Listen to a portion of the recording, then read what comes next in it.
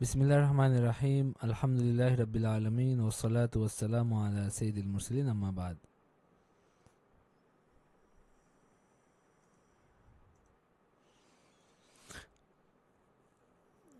আজকে আমরা ২৬ নাম্বার পারা পড়ব। ২৬ নাম্বার পারা সূরা আহকাফ থেকে শুরু হবে।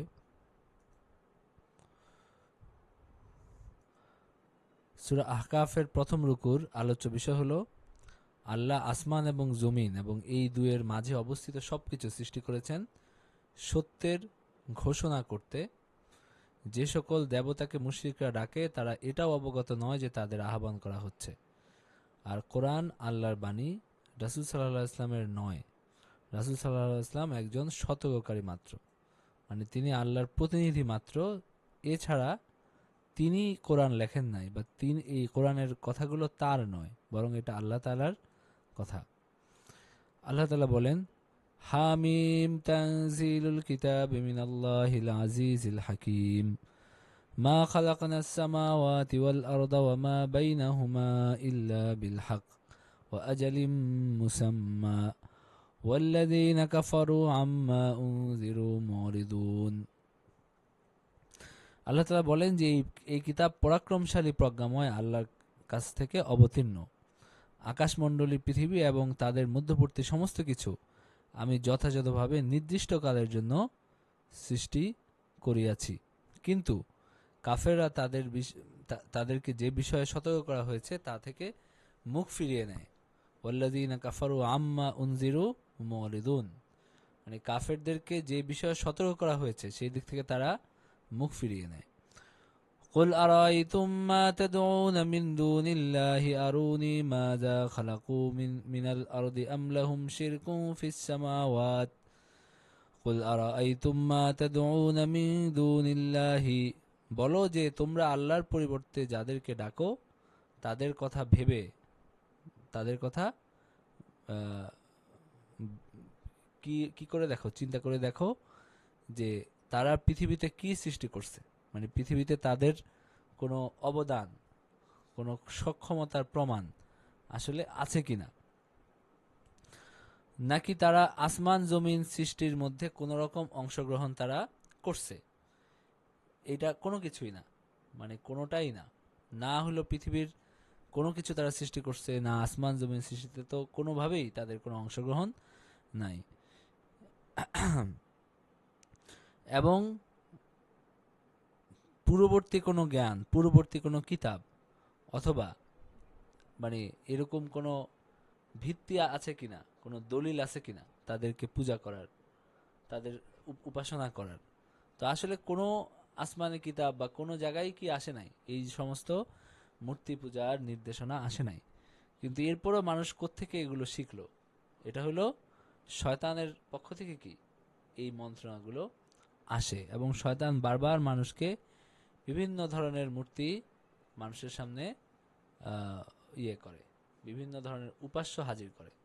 দেখবেন যে কোনো কিছু জানে না এমন এমন অজপাড়াগা উপজাতি যাদের কাছে কিছুই নাই, কোনো শিক্ষা, কোনো জ্ঞান নাই, এরপরেও তাদের কি আছে? তাদের কিছু মূর্তি আছে, মানে কিছু পূজা করতে হবে, উপাসনা করতে হবে, এই চিন্তাটা কোনো না কোনোভাবে তাদের মধ্যে হাজির হয়েছে। তো এটা কেমনে হয়? এটা কিন্তু শয়তানের পক্ষ থেকে হয়। শয়তানের পক্ষ থেকে হয় দেখেই এই জিনিসগুলো এভাবে সব জায়গায় এভাবে বিস্তার করতে পারে। ঠিক আছে? তো আল্লাহ তাআলা বলতেছেন যে এইটার কি নাই, এগুলোর কোন রকম দলিল প্রমাণ,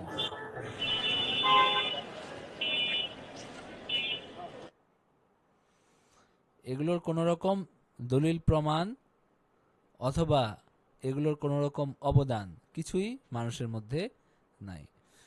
এরপরে আল্লাহ তাআলা বলেন যে ওয়ামান আযাল্লু মিম্মান ইয়াদউ মিন দুনিল্লাহি মান লা ইস্তাজিবু লাহু ইলা ইয়াউমিল কিয়ামাতি ওয়া হুম আন দুআইহিম গাফিলুন। সেই ব্যক্তি অপেক্ষা অধিক বিভ্রান্ত কে যে আল্লাহর পরিবর্তে, আচ্ছা আপনার মাইক ওপেন হয়ে যাচ্ছে বারবার, আপনি একটু মিউট করে রাখবেন মাইকটা। হ্যাঁ, মাইক ওপেন হয়ে যাচ্ছে বারবার। ওয়ামান আযাল্লু মিম্মান ইয়াদউ মিন দুনিল্লাহি মান লা ইস্তাজিবু লাহু ইলা ইয়াউমিল কিয়ামা ওয়া হুম আন দুআইহিম গাফিলুন। সেই ব্যক্তির চেয়ে বেশি বিভ্রান্ত কে, যে আল্লাহর পরিবর্তে এমন কিছুকে ডাকে যা কিয়ামত দিবস পর্যন্ত উহাকে সাড়া দেওয়ার নয়, এবং এগুলো তাদের প্রার্থনা সম্পর্কে কোনোভাবে কি না জানেও না, তাদেরকে যে ডাকা হচ্ছে সেই জ্ঞানটাও তাদের নাই। আর কিয়ামতের দিন মানুষকে একত্র করা হবে, আর এগুলো তখন তাদের শত্রু হবে। আর তাদের সামনে যখন আল্লাহ তাআলার আয়াতসমূহ পাঠ করা হয়, তখন কাফেররা বলে যে এগুলো হলো কি হাদা সিহরুম মুবিন, এগুলো সুস্পষ্ট জাদু। এবং তারা বলে যে এটা বানাইছে, মানে এই কোরআনটা কি বানানো, নবীজির বানানো। আম ইয়াকুলুনা ইফতারাহ কুল ইন ইফতারাইতুহু ফালা তামলিকুনা লি মিনাল্লাহি শাইআ। যদি আমি এটা মানে বানিয়ে থাকি, উদ্ভাবন করে থাকি, তবে তোমরা তো আল্লাহর শাস্তি থেকে আমাকে কিছুতেই রক্ষা করতে পারবে না। মানে যদি আমি আসলে এগুলো বানাই, যারা এই ধরনের আল্লাহর ব্যাপারে যারা মিথ্যা আরোপ করে, আল্লাহ যেটা পাঠান নাই সেটা আল্লাহর কিতাব বলে দুনিয়ায় প্রচার করে, তারা আল্লাহর শাস্তির মুখোমুখি হয়। তো আমি যদি এগুলো এরকম বানিয়ে থাকি, তাহলে আল্লাহ তাআলার শাস্তির মুখোমুখি আমি হব, সেটা ঠেকানোর ক্ষমতা কারো নাই। এবং তোমরা যে বিষয়ে আলোচনায় লিপ্ত আছো সে সম্বন্ধে আল্লাহ ভালো জানেন, আর তিনি সাক্ষী আমাদের এবং তোমাদের মধ্যে সাক্ষী হিসাবে যথেষ্ট, এবং তিনি ক্ষমাশীল দয়ালু।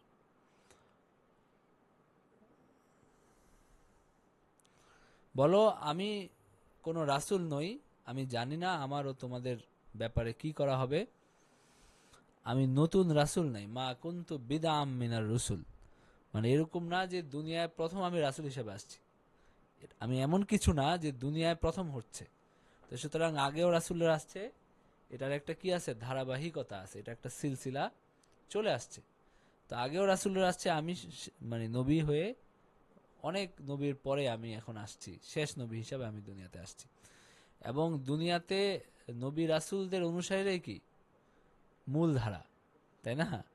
দুনিয়ার বেশিরভাগ মানুষই নবী রাসূলদের অনুসারী, বেশিরভাগ মানে আপনার হলো দেশ নবী রাসূলদের অনুসারী। এবং এই যে বড় বড় যুদ্ধ করতেছে, কার্য করতেছে, সবাই কি, সবাই নবী রাসূলদেরই মানে নবী নবী রাসূলদেরই অনুসারী।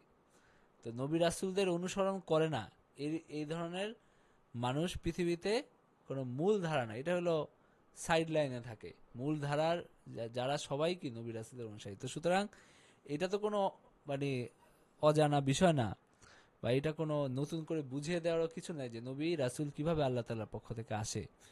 এবং আমি মা আদরি মা ইউফআলু বি ওয়ালা বিকুম, আমার এবং তোমাদের ব্যাপারে কি করা হবে আমি সেটা জানি না। আমার প্রতি যা ওহী করা হয় কেবল তারই আমি অনুসরণ করি, আর আমি শুধু সতর্ককারী মাত্র।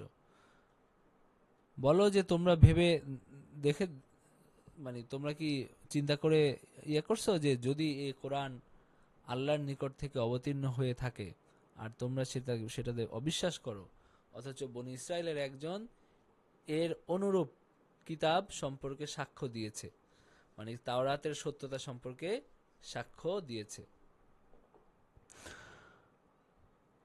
এবং ইহাতে বিশ্বাস স্থাপন করলো, আর তোমাদের ঔদ্ধত্য প্রকাশ করো, তাহলে তোমাদের পরিণাম কি হইবে? নিশ্চয়ই আল্লাহ জালেমদেরকে সৎপথে পরিচালিত করেন না।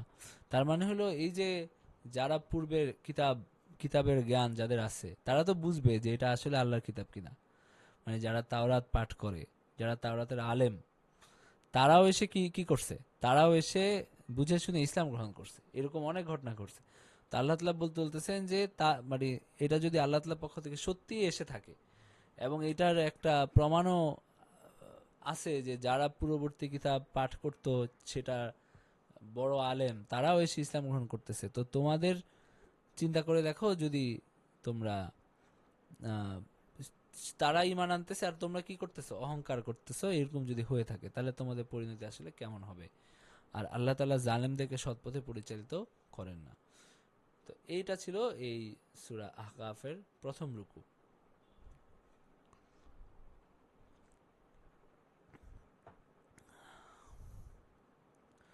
এরপরে পরের রুকুতে কি আছে? পরের রুকুতে আল্লাহ তাআলা বলছেন যে কোরআন এই কথায় একমত যে হযরত মুসা আলাইহিস সালামের উপর তাওরাত নাজিল হয়, যারা বাবা মার সাথে সদয় আচরণ করে তারা পুরস্কার পাবে, যারা তিরস্কার করে তারা শাস্তি পাবে। বাবা মায়ের সাথে সদয় আচরণের জন্য মানুষ পুরস্কৃত হবে, আর কেউ তিরস্কার করলে সে শাস্তি পাবে। وقال الذين كفروا للذين آمنوا لو كان خيرا ما سبقونا إليه وإذ لم يهتدوا به فسيقولون هذا إفك قديم। মুমিনদের সম্পর্কে কাফেররা বলে, যদি এটা ভালো হইতো তবে তারা ইহার দিকে আমাদের অতিক্রম করে যাইতে পারত না। মানে যদি আসলেই দুনিয়াতে মানে এই ধর্ম যদি আসলে ভালো কিছু হইতো তাহলে আমরাই আগে ইসলাম গ্রহণ করতাম, আমরাই আগে ধর্ম গ্রহণ করতাম। এই সমস্ত নিম্ন শ্রেণীর লোকজন, দাস শ্রেণীর লোকজন, এই সমস্ত নিম্ন বুদ্ধির লোকজনকে কিভাবে এই আল্লাহর যদি এটা সত্য হইতো সেখানে আগে গেল আমাদেরকে ছেড়ে, আমাদেরকে রেখে তারা কিভাবে অগ্রগামী হলো? এটা তো মানে তাদের এত অহমিকা, এত অহংকার তাদের ছিল। তো আর যখন তারা ইহা দ্বারা সৎপ্রপ্রাপ্ত হয় নাই তখন তারা অবশ্য বলবে যে এটা তো একটা পুরাতন মিথ্যা। আর এর আগে আল্লাহ তাআলা মূসা আলাইহিস সালামের কিতাব অবতীর্ণ করছেন ইমামান ওয়া রাহমা, অনুগ্রহ স্বরূপ, আদর্শ এবং অনুগ্রহ স্বরূপ। আর এই কিতাবের সমর্থক, আরবি ভাষায় এই কিতাব আসছে যেন তিনি জালেমদেরকে সতর্ক করতে পারেন আর সৎকর্মকারী যারা তাদেরকে সুসংবাদ দিতে পারেন। তারা কারা? এই বুশরা লিল মুহসিনিন, মুহসিনদেরকে তিনি সুসংবাদ দিতে পারেন। সেই সুসংবাদ মুহসিন কারা? ইন্নাল্লাযীনা ক্বালু রাব্বুনাল্লাহু সুম্মা ইসতাকামু ফালা খাউফুন আলাইহিম ওয়ালা হুম ইয়াহজানুন। যারা বলে যে আমাদের রব আল্লাহ এবং তারা স্থির থাকে, অবিচল থাকে, কোনো গড়িমসি কোনো ধরনের কি করে না, এদিক সেদিক করে না। উলাইকা আসহাবুল জান্নাতি খালিদিনা ফিহা জাযাআম বিমা কানু ইয়ামালুন। এবং তারা হলো জান্নাতের অধিবাসী এবং তাদের জন্য এই এই জান্নাতটা কেন, সেখানে তারা চিরকাল থাকবে কেন? কারণ তাদের কাজের কারণে, তাদের সৎ কাজের কারণে, নেক কাজের কারণে। ووصينا الإنسان بوالديه إحسانا حملته أمه كرها ووضعته كرها وحمله وفصاله 30 شهرا حتى إذا بلغ أشده وبلغ 40 سنة قال رب أوزعني أن أشكر نعمتك التي أنعمت علي وعلى والدي وأن أعمل صالحا ترضاه وأصلح لي في ذريتي إني تبت إليك وإني من المسلمين ووصينا الإنسان بوالديه إحسانا। আমি আগে আরেকবার বলছিলাম না যে আল্লাহ তাআলা এখানে কি করেন নাই? সাম্য করেন নাই। আল্লাহ তাআলা কি করছেন? মানে বাহ্যিকভাবে আল্লাহ তাআলা কি করছেন? বৈষম্য করছেন।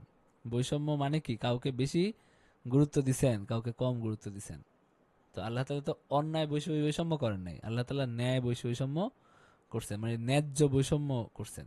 কারণ আল্লাহ তাআলা কি করতে পারেন না? জুলুম করতে পারেন না। তো আগেও আমি আরেক জায়গায় বলছিলাম কি একই রকম, যে আল্লাহ তাআলা বলতেছেন দুইজনের কথা, ওয়াসাইনাল ইনসানা বিওয়ালিদাইহি ইহসানা, মানে তোমাদেরকে ওসিয়ত করছেন আল্লাহ তাআলা বিওয়ালিদাইহি, বাবা মায়ের ব্যাপারে ইহসান করার জন্য। কিন্তু বলতেছেন শুধু মায়ের কষ্টের কথা। আগেও একই রকম গেছে যে আল্লাহ তাআলা বাবা মায়ের সাথে ইহসান করতে বলছেন, কিন্তু বলছেন শুধু কার কষ্টের কথা? মায়ের কষ্টের কথা। মানে বিশেষ মেনশন হইল মায়ের কষ্টের কথা। তো বাবার কষ্টের কথা এখানে উল্লেখ করা হয়নি। বাবারও কষ্ট আছে কিন্তু মায়ের মতো না। তো মায়ের কষ্টটাকে আল্লাহ তাআলা বেশি গুরুত্ব দিয়েছেন। তো সেই জায়গায়ও একই রকম আল্লাহ তাআলা বলছেন যে বাবা মায়ের প্রতি ইহসান করো, কারণ তোমার মা তোমাকে গর্ভধারণ করছেন অত্যন্ত কষ্টের সাথে। তো এইখানেও একইভাবে আল্লাহ তাআলা মায়ের কষ্টের কথা বলছেন। হামালাতহু উম্মুহু কুরহা ওয়া ওয়াদাআতহু কুরহা, তার মা তাকে গর্ভে ধারণ করছে অত্যন্ত কষ্টের সাথে এবং তাকে জন্ম দিছে অত্যন্ত কষ্টের সাথে। ওয়াদাআতহু, তাকে জন্ম দানও করছে অত্যন্ত কষ্টের সাথে। এবং ওয়াহামলুহু ওয়াফিসালুহু সালাসুনা শাহরা, এবং তার যে গর্ভধারণ করাটা এবং তার দুধ ছাড়ানোটা এটা কেটে যায় প্রায় 30 মাস। মানে 30 মাস সময় এখানে কি অতিবাহিত হয়। তাহলে তার জীবনের একটা বিরাট অংশ কি শুধু তাকে লালন পালন করার পিছনে গেছে। তাকে একটা হলো যে 6 মাস ধরা হয়েছে কিসের, দুই বছর ধরা হয়েছে হাউলাইন কামিলাইন, 2 বছর ধরা হয়েছে আপনার কিসের, এই যে হলো দুধ খাওয়ানোর। আর 6 মাস ধরা হয়েছে আপনার গর্ভধারণের। তো গর্ভধারণের 6 মাস কেন ইয়া করা হলো, গর্ভধারণ তো আরো বেশি। তো 6 মাসের মধ্যে কি দিয়ে থাকে, তার শরীর ভার থাকে এবং হলো সেখানে কি থাকে এটা অনুভব করে সে। তো আরো অনেক ব্যাখ্যা আছে কেন আল্লাহ 6 মাসের কথা বলছেন। অনেকে বলছেন যে সর্বনিম্ন ইয়া হইতে পারে 6 মাস, এই ধরনের কিছু ব্যাখ্যা আছে। তো এখানে আল্লাহ তাআলা বলছেন মোট 30 মাসের কথা। ওয়া হামলুহু ওয়া ফিসালুহু সালাসুনা শাহরা, যে গর্ভধারণ করতে এবং স্তন ছাড়াইতে 30 মাস লাগে মোট। হাত্তা ইদা বালাগা আশুদ্দাহু ওয়া বালাগা আরবাঈনা সানাহ, এরপরে এই শিশুটা একসময় কি হয়, একসময় সে পূর্ণ শক্তিপ্রাপ্ত হয় এবং তার 40 বছরে উপনীত হয় একসময়। এবং তখন সে বলে قال رب أوزعني أن أشكر نعمتك التي أنعمت علي وعلى والدي وأن أعمل صالحا ترضاه وأصلح لي في ذريتي, তুমি আমাকে সামর্থ্য দাও যেন আমি তোমার প্রতি কৃতজ্ঞতা প্রকাশ করতে পারি, আমার প্রতি ও আমার বাবা মায়ের প্রতি তুমি যে অনুগ্রহ করেছো তার জন্য, এবং যাতে আমি সৎকার্য করতে পারি যা তুমি পছন্দ করো। আমার জন্য আমার সন্তান সন্ততিদেরকে সৎকর্মপরায়ণ করো। আমি তোমারই অভিমুখী হইলাম এবং আমি অবশ্যই আত্মসমর্পণকারীদের অন্তর্ভুক্ত হইলাম। তো আল্লাহ এখানে কি বলছেন, আসলিহলি ফি যুররিয়াতি, আমাকে সৎ করে দাও আমার সন্তানদের মধ্যে। এখানে অর্থটা কি, অর্থ হলো সন্তান সন্ততিকে সৎকর্ম পরায়ণ করো আমার জন্য। আসলিহলি ফি যুররিয়াতি। তো এইখানে অনেকে বলছেন যে বাবা মানে সন্তান ভালো হওয়াটা অনেক সময় নির্ভর করে কি বাবা তাদের সামনে কি দৃষ্টান্ত স্থাপন করছেন, বাবা মা তার সামনে কি দৃষ্টান্ত স্থাপন করছেন তার উপরে নির্ভর করে। তো প্রথমে কি হইতে হবে, নিজেকে একটা উত্তম দৃষ্টান্ত হিসাবে উপস্থিত করতে হবে। সন্তানের সামনে একটা উত্তম দৃষ্টান্ত হিসাবে বাবা মায়ের উপস্থিত হইতে হবে। তাহলে সন্তান তাদেরকে দেখে কি হবে, ভালো হবে। যাই হোক, এবং ইন্নী তুবতু ইলাইকা ওয়া ইন্নী মিনাল মুসলিমিন, আমি তোমার অভিমুখী হইলাম এবং আত্মসমর্পণকারীদের অন্তর্ভুক্ত হইলাম। উলাইকাল্লাযীনা নাতাকাব্বালু আনহুম আহসানা মা আমিলু ওয়া তানাজাওয়াজু আন সাইয়্যাতিহিম ফি আসহাবিল জান্নাহ ওয়াদাস সিদকিল্লাযী কানু ইউআদুন, আর আমি তাদের স্বীকৃতিগুলো গ্রহণ করে থাকি আর মন্দ কর্মগুলো ক্ষমা করি, তারা জান্নাতবাসীদের অন্তর্ভুক্ত, ইহাদেরকে যে প্রতিশ্রুতি দেওয়া হয়েছে তা সত্য।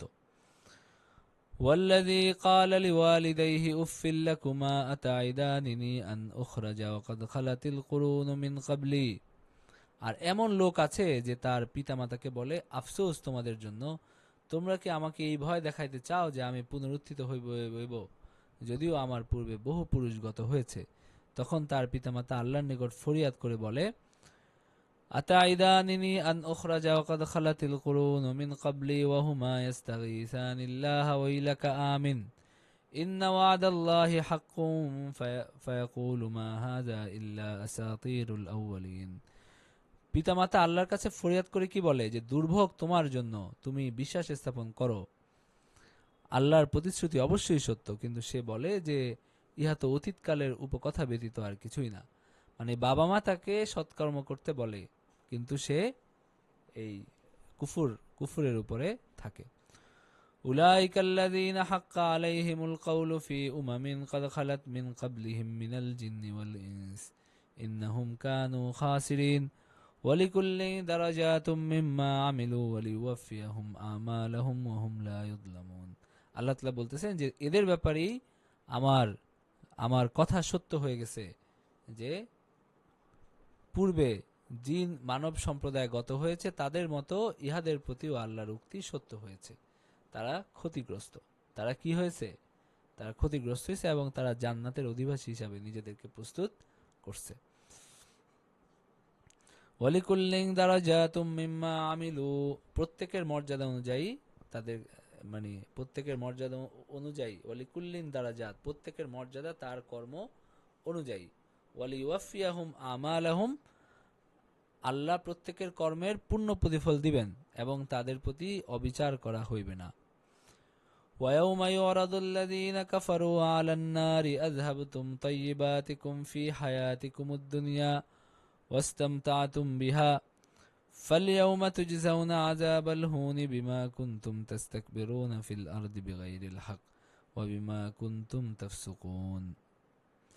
তো আল্লাহ তাআলা বলতেছেন যে যেদিন কাফেরদেরকে জাহান্নামের কাছে উপস্থিত করা হবে সেদিন তোমার সেদিন তাদেরকে বলা হবে যে তোমরা তোমাদের পার্থিব জীবনের সুখ সম্ভার পেয়েছো এবং সেগুলো উপভোগও করছো, সুতরাং আজ তোমাদেরকে দেওয়া হয়েছে অবমাননাকর শাস্তি, কারণ তোমরা পৃথিবীতে অন্যায়ভাবে ঔদ্ধত্য প্রকাশ করেছিলে এবং তোমরা ছিলে সত্যদ্রোহী।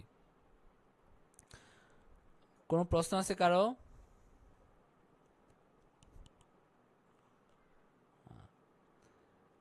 আচ্ছা, আমরা একটা পরবর্তীতে। কথা বলা আছে এখানে, এই যে জি। আগুন পূজা বা অগ্নি পূজা, বিশেষ করে আমরা জানি যে হিন্দুরাই হচ্ছে এই পূজাগুলো করে। তো মানে যারা ইতিহাস নিয়ে ঘাটাঘাটি করেন আর কি, তারা তো বলেন যে এই যে হিন্দু ধর্মটা, এটা হচ্ছে সবচেয়ে সনাতন ধর্ম। এটার আগে আর কোনো ধর্ম ছিল না। তো হ্যাঁ। এই বিষয়গুলো মানে আমরা তো জানি যে ইসলামী মানে আল্লাহ তো নবী পাঠাইছেন, আল্লাহর ইসলাম নাম না দিলেও তো ইসলাম আসলে সবার আগে আসছে। তো এই বিষয়গুলো আসলে মানে ঐতিহাসিকভাবে তাহলে ঐতিহাসিকরা কেন স্বীকার দেয় না যে এই যে নবীরা আসছেন, তারা যে ইসলাম প্রচার করছেন, মানে এইটাই যে সবার আগে ছিল, তাহলে হচ্ছে উনারা ইতিহাসে এই জিনিসগুলো তাহলে কেন আমরা পাই না? মানে কোনটা সবার অন্যান্য আগে যে ছিল? মানে আমরা যেটা দেখি আর কি, বর্তমানে যে বিভিন্ন ইতিহাসবিদেরা যেটা বলেন, এই যে মূর্তি পূজা যেটা, মানে বিশেষ করে পূজাটা, ধর্মটা মেইন নেই, পূজাগুলাই মানে ওরা বলে যে এটাই হচ্ছে সনাতন ধর্ম, এটাই হচ্ছে সবচেয়ে আগে আসছিল এই ধর্মটা। বিভিন্ন পূজা করা যেটা অগ্নি পূজা বা ইত্যাদি ইত্যাদি। আমি তো মানে সেটাই বললাম।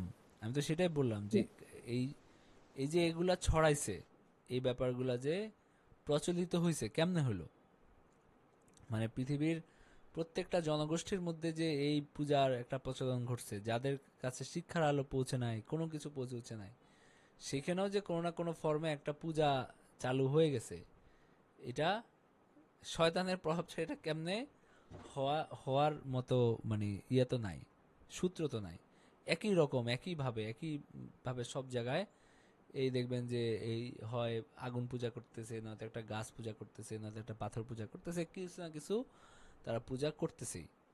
তো আপনি যেটা বলতেছেন যে আপনার এইগুলাকে সনাতন বলা হচ্ছে, আর অন্য যেটা আমরা বলি যে ইসলাম প্রথম আসছে, যেহেতু প্রথম মানুষ হলো আদম আলাইসালাম, আপনার ইয়াটা তো মানে ইয়াটা তো এইটাই ইয়া জি, ছিল প্রশ্নটা নাকি? এইটাই যে আমরা তো জানি যে ইসলাম নাম নাম না হোক, কিন্তু নবীরা তো আসছেন এবং তারা তো হ্যাঁ। আল্লাহর দিকে ডাকছেন সবাইকে।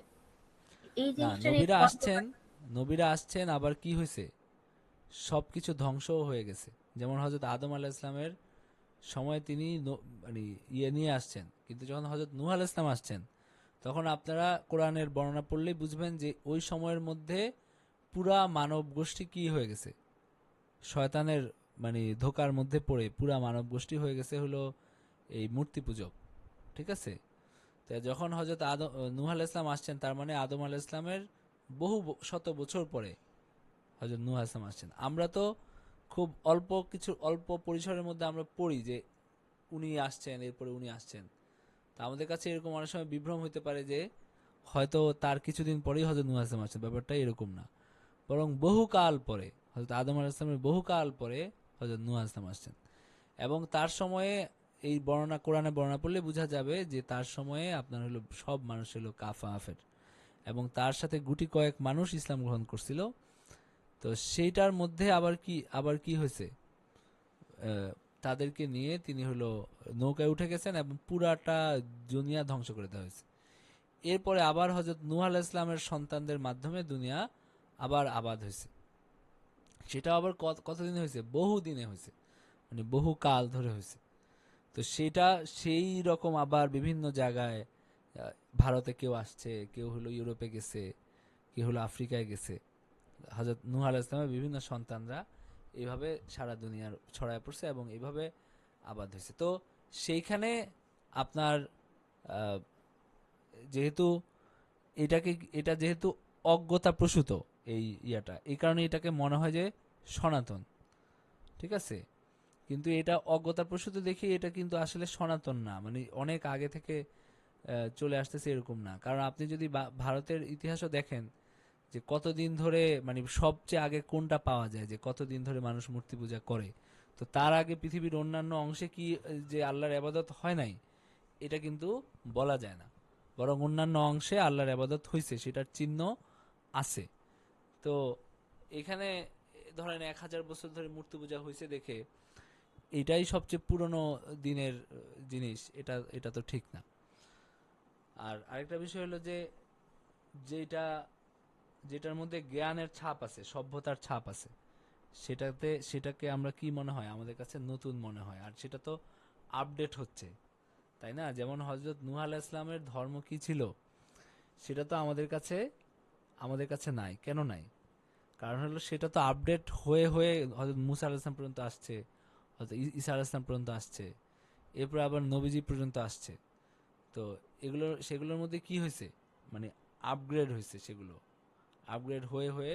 তো এখন আমরা যখন বলতেছি যে আহ, মানে ইসলাম ধর্ম, তখন আমরা দেখতেছি যে নবীজি কবে আসছেন, আমরা দেখতেছি হয়তো ঈসা আলাইহিস সালামের জন্ম কবে, আমরা দেখতেছি হয়তো মুসা আলাইহিস সালামের জন্ম কবে। কিন্তু তারা তো এটা নতুন করে আনেন নাই, বরং তারা একটা সিলসিলার মাধ্যমেই আসছেন, এই আর কি। তো এই মানে এটা এটা এর মানে এই না, মানে আপনি সেটা বলছেন যে হলো এই সনাতন ধর্ম এইটা বেশি আগে দুনিয়া আসছে বা বেশি দিন ধরে মানুষ মূর্তি পূজা করছে, ব্যাপারটা এরকম না আর কি। আচ্ছা, আমার প্রশ্নের জবাবটা কি ক্লিয়ার হয়েছে? জি, জি। আচ্ছা, যাই হোক, কোন রকম আমরা হলো একটা গোজামিল দিলাম আর কি। তো এরপরে হলো 3 নাম্বার ইয়েতে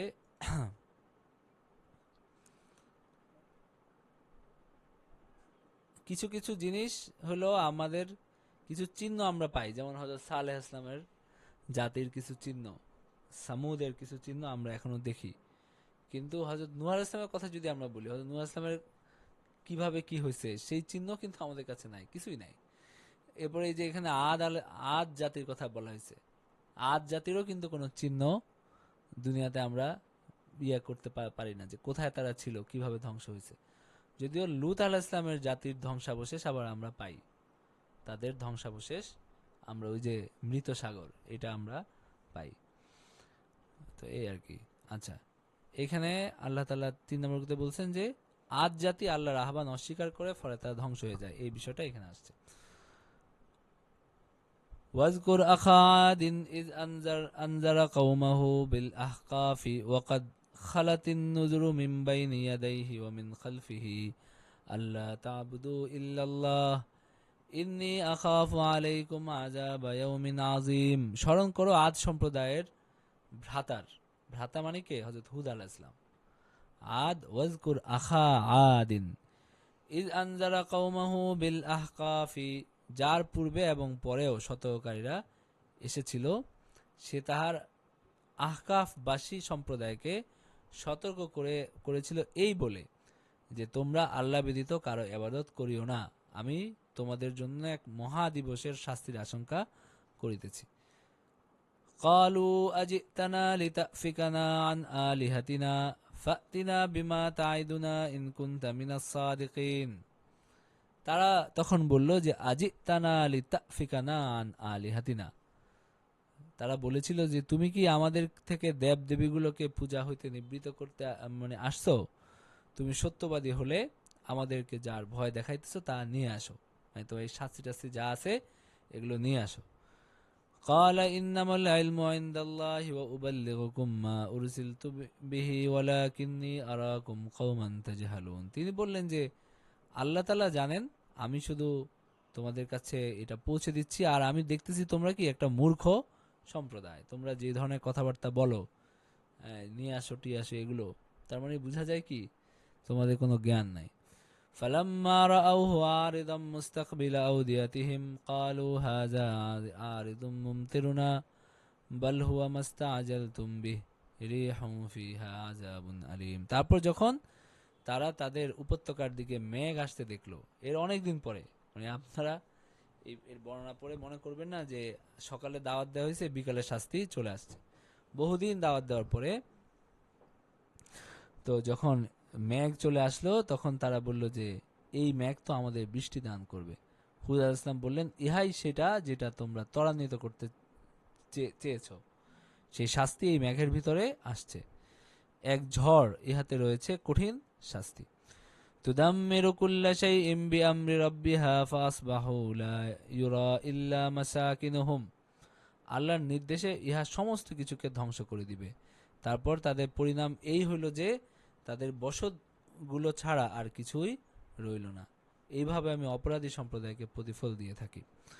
ওয়ালাকাদ মাক্কান্নাহুম ফীমা ইম্মাক্কান্নাকুম ফীহি ওয়াজআলনা লাহুম সামআন ওয়া আবসারান ওয়া আফইদা ফামা আগনা আনহুম সামউহুম ওয়ালা আবসারুহুম ওয়ালা আফইদাতুহুম মিন শাই إذ كانوا يجحدون بآيات الله وحاق بهم ما كانوا به يستهزئون। আমি তাদেরকে প্রতিষ্ঠা দিয়েছিলাম তোমাদেরকে যা, মানে তোমাদেরকে যেভাবে আমি তাদেরকে প্রতিষ্ঠা দিয়েছি তোমাদেরকেও দেই নাই। তাদেরকে যে ক্ষমতা দিছি, যে শরীর দিছি, যে শান শকত দিছি, সেটা তোমাদেরও নাই। ওয়াজআলনা লাহুম সামআন ওয়া আবসারান ওয়া আফইদাহ। আমি তাদেরকে দিয়েছিলাম কর্ণ, চক্ষু এবং হৃদয়, কিন্তু তাদের কর্ণ, চক্ষু এবং হৃদয় তাদের কোনো ইয়াতে আসে নাই, কোনো ভালো উপকারে আসে নাই, কারণ তারা আল্লাহর আয়াতসমূহ অস্বীকার করেছিল। আর যারা জাল নিয়ে তারা ঠাট্টা বিদ্রুপ করত, তাই তাদেরকে পরিবেষ্টন করলো, মানে যে শাস্তি সেটাই তাদেরকে গিলে ফেললো।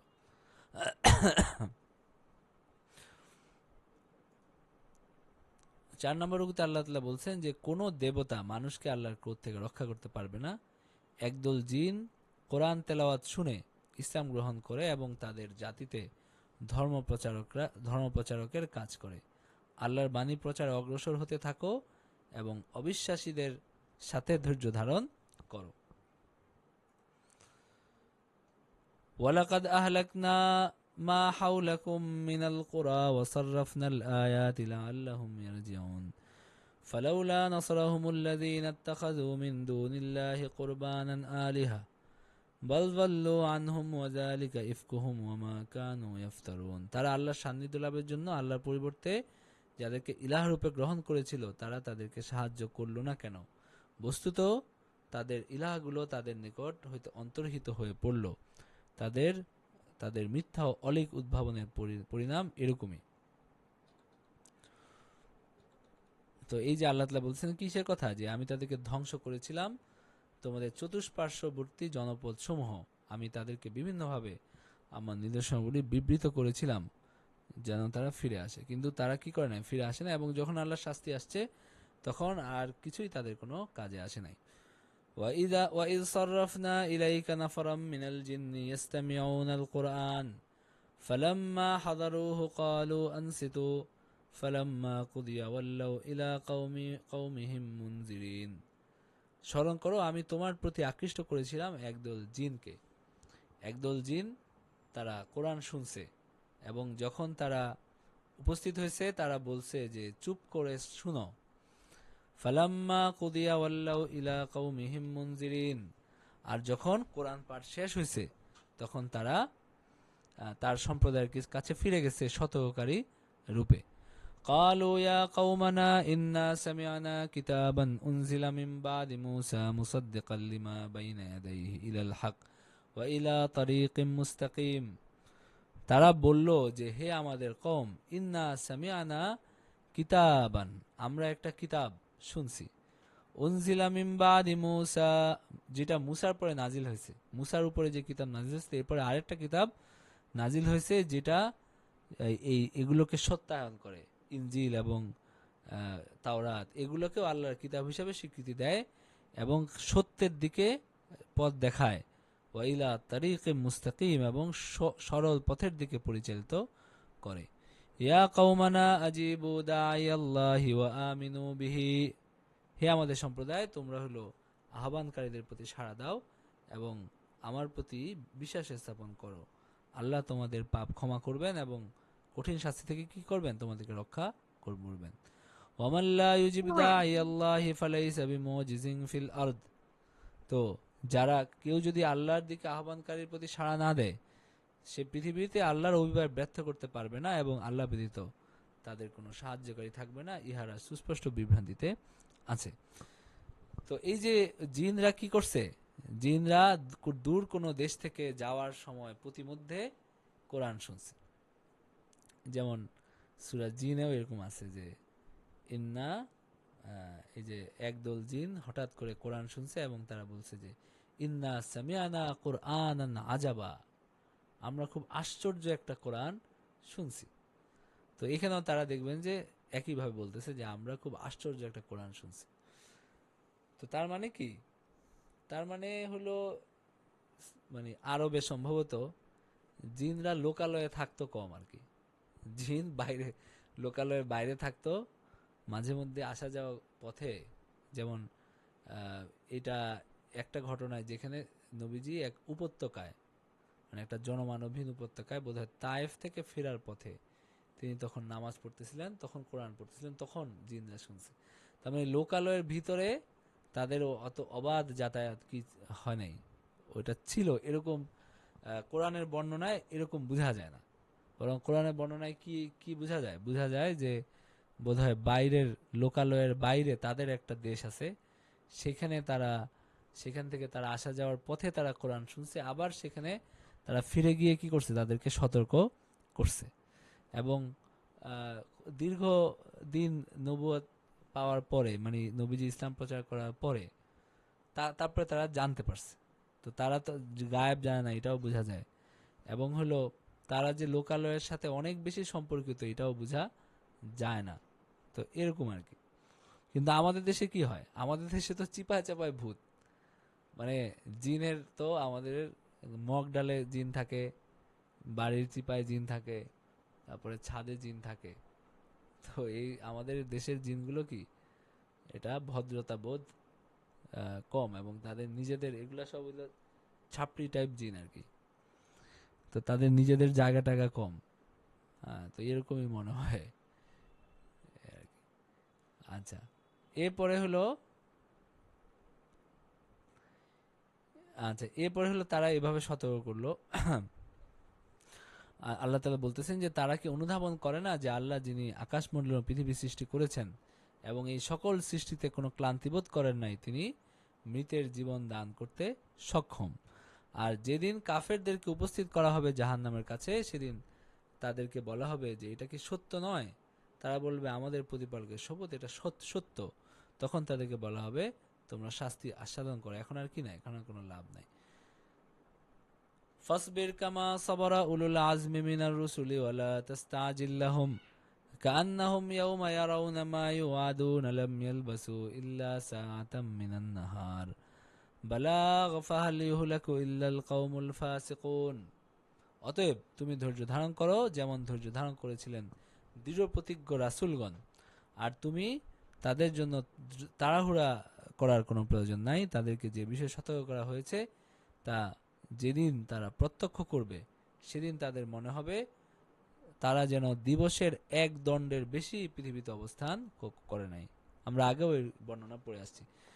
লাম ইয়ালবাসু ইল্লা সাআতাম মিনান নাহার, দিনের কিছু সময় হয়তো পৃথিবীতে ছিল, এরকম একটা চিন্তা, মানে এরকমই তাদের মনে হবে। এই পুরা জীবনটাকে কি মনে হবে? একটা সকাল একটা বিকালের মতো মনে হবে। ইল্লা আশিয়াতান আও দুহাহা, একটা সকাল হয়তো দুনিয়াতে ছিলাম, এইটুক এইটুক আনন্দের জন্য, এইটুক স্বস্তির জন্য, এইটুক শান্তির জন্য কি আমরা জীবন দিতে প্রস্তুত থাকি। তো সেটাকে মনে হবে কি, লাম ইয়ালবাসু ইল্লা সাআতাম মিনান নাহার বালাগ ফাহাল ইউহলাকু ইল্লাল কওমুল ফাসিকুন, ইহা এক ঘোষণা, আর পাপাচারী সম্প্রদায়কেই কি ধ্বংস করা হবে। বালাগ, এটা একটা ঘোষণা। কোরআন এটা হলো একটা সতর্ক বার্তা এবং একটা ঘোষণা। আচ্ছা, এরপরে সূরা মুহাম্মদ। সূরা মুহাম্মদের 4টা রুকু আছে। প্রথম রুকুর আলোচ্য বিষয় কি? আল্লাহ অবিশ্বাসীদের কর্ম বাতিল করে দেন, যুদ্ধের ক্ষেত্রে অবিশ্বাসীদের পুঙ্খানুপুঙ্খ রূপে পরাজিত করা এবং তাদের বন্দী করার পূর্বে যদি আপনি আল্লাহর পথে কাজ করেন, আল্লাহ আপনাকে রক্ষা করবেন, সাহায্য করবেন। ঠিক আছে? আল্লাযীনা কাফারু ওয়া সাদ্দু আন সাবিলিল্লাহি আযাল্লা আমালাহুম والذين آمنوا وعملوا الصالحات وآمنوا بما نزل على محمد وهو الحق من ربهم كفر عنهم سيئاتهم وأصلح بالهم। যারা কুফরি করছে এবং আল্লাহ তাআলার পথ থেকে মানুষকে নিবৃত করছে, তিনি তাদের কর্ম ব্যর্থ করে দেন। এবং যারা ঈমান আনে, সৎকর্ম করে, মুহাম্মদ সাল্লাল্লাহু আলাইহি ওয়াসাল্লামের প্রতি যা অবতীর্ণ হয়েছে সেটার উপর বিশ্বাস করে, এবং আর ইহাই তার প্রতিপালকের পক্ষ হইতে প্রেরিত সত্য, তিনি তাদের মন্দ কর্মগুলো বিদরিত করেন এবং তাদের অবস্থা ভালো করে দেন। যালিকা বিআন্নাল্লাযীনা কাফারু ইত্তাবাউল বাতিলা ওয়া আন্নাল্লাযীনা আমানু ইত্তাবাউল হাক্কা মির রাব্বিহিম কাযালিকা ইয়াদরিবুল্লাহু লিন-নাসি আমসালাহুম। আর এই জন্য যে তারা কুফরি করে, তারা মিথ্যার অনুসরণ করে, যারা কুফরি করে তারা মিথ্যার অনুসরণ করে, এবং যারা ঈমান আনে তারা তাদের প্রতিপালকের প্রেরিত সত্যের অনুসরণ করে। এইভাবে আল্লাহ মানুষের জন্য দৃষ্টান্ত প্রদান করেন। فإذا لقيتم الذين كفروا فضرب الرقاب حتى إذا أثخنتموهم فشدوا الوثاق فإما منا بعد وإما فداء حتى تضع الحرب أوزارها ذلك ولو يشاء الله لانتصر منهم ولكن ليبلو بعضكم ببعض والذين قتلوا في سبيل الله فلن يضل أعمالهم।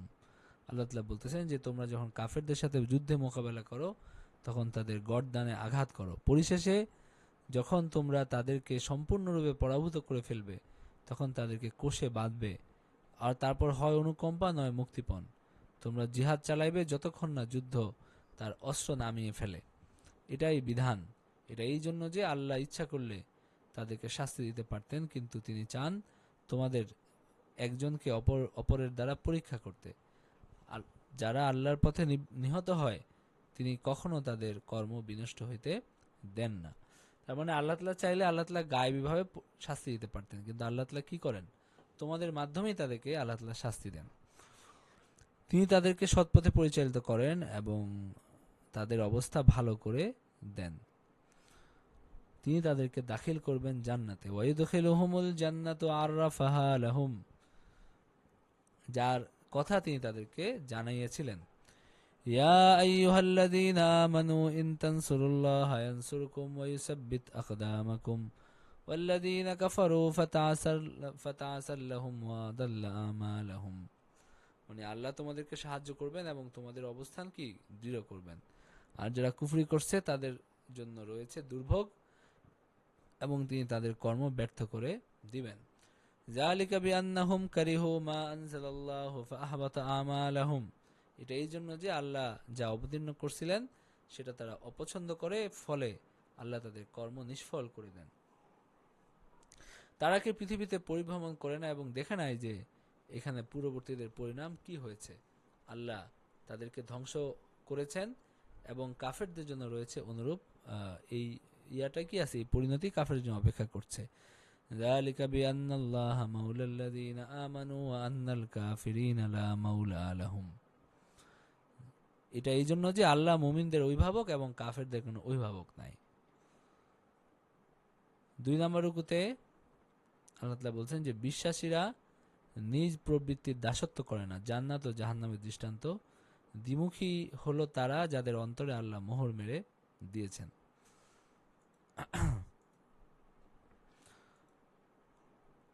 ইন্নাল্লাহা ইউদখিলুল লাযীনা আমানু ওয়া আমিলুস সালিহাতি জান্নাতিন তাজরি মিন তাহতিহাল আনহার ওয়াল্লাযীনা কাফারু ইয়াতামাত্তাউনা ওয়া ইয়াকুলুনা কামা তাকুলুল আনআমু ওয়ান নারু মাসওয়াল লাহুম। ইন্নাল্লাহা ইউদখিলুল লাযীনা আমানু ওয়া আমিলুস সালিহাতি জান্নাতিন তাজরি মিন তাহতিহাল আনহার والذين كفروا يتمتعون ويأكلون كما تأكل الأنعام والنار مسوى لهم।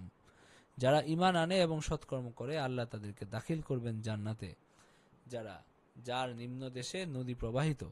কিন্তু যারা কুফরি করে তারা ভোগ বিলাসে মত্ত থাকে এবং জন্তু জানোয়ারের মতো উদরপূর্তি করে, আর জাহান্নামই তাদের নিবাস। وكأي من قرية هي أشد قوة من قريتك التي أخرجتك أهلكناهم فلا ناصر لهم। তারা তোমার যে জনপদ হইতে তোমাকে বিতাড়িত করেছে তা অপেক্ষা অতি শক্তিশালী কত জনপদ ছিল, আমি তাদেরকে ধ্বংস করেছি এবং তাদেরকে সাহায্যকারী কেউ মানে আমি যখন তাদেরকে ধ্বংস করছি কেউ আসেনি তাদেরকে সাহায্য করতে। মানে যেই জনপদ থেকে তারা তোমাকে তাড়িয়ে দিছে সেই এর চেয়ে বহু সুরক্ষিত বহু শক্তিশালী জনপদকে আমি ধ্বংস করে দিছি। আফামান কানা আলা বাইয়িনাতিন মির রাব্বিহি কামান যুয়িনা লাহু সুউ আমালিহি ওয়াত্তাবাউ আহওয়াআহুম। যে ব্যক্তি তার প্রতিপালক প্রেরিত সুস্পষ্ট প্রমাণের উপর প্রতিষ্ঠিত, সে কি তার মতো যার নিকট নিজের মন্দ কর্মগুলো শোভন প্রতীয়মান হয় এবং যারা নিজ খেয়াল খুশির অনুসরণ করে। মাসালুল জান্নাতিল্লাতী উইদাল মুত্তাকুন ফিহা আনহারুম মিন মাইন গায়রি আসিন ওয়া আনহারুম মিন লাবানিন লাম ইয়াতাগায়্যার তা'মুহু।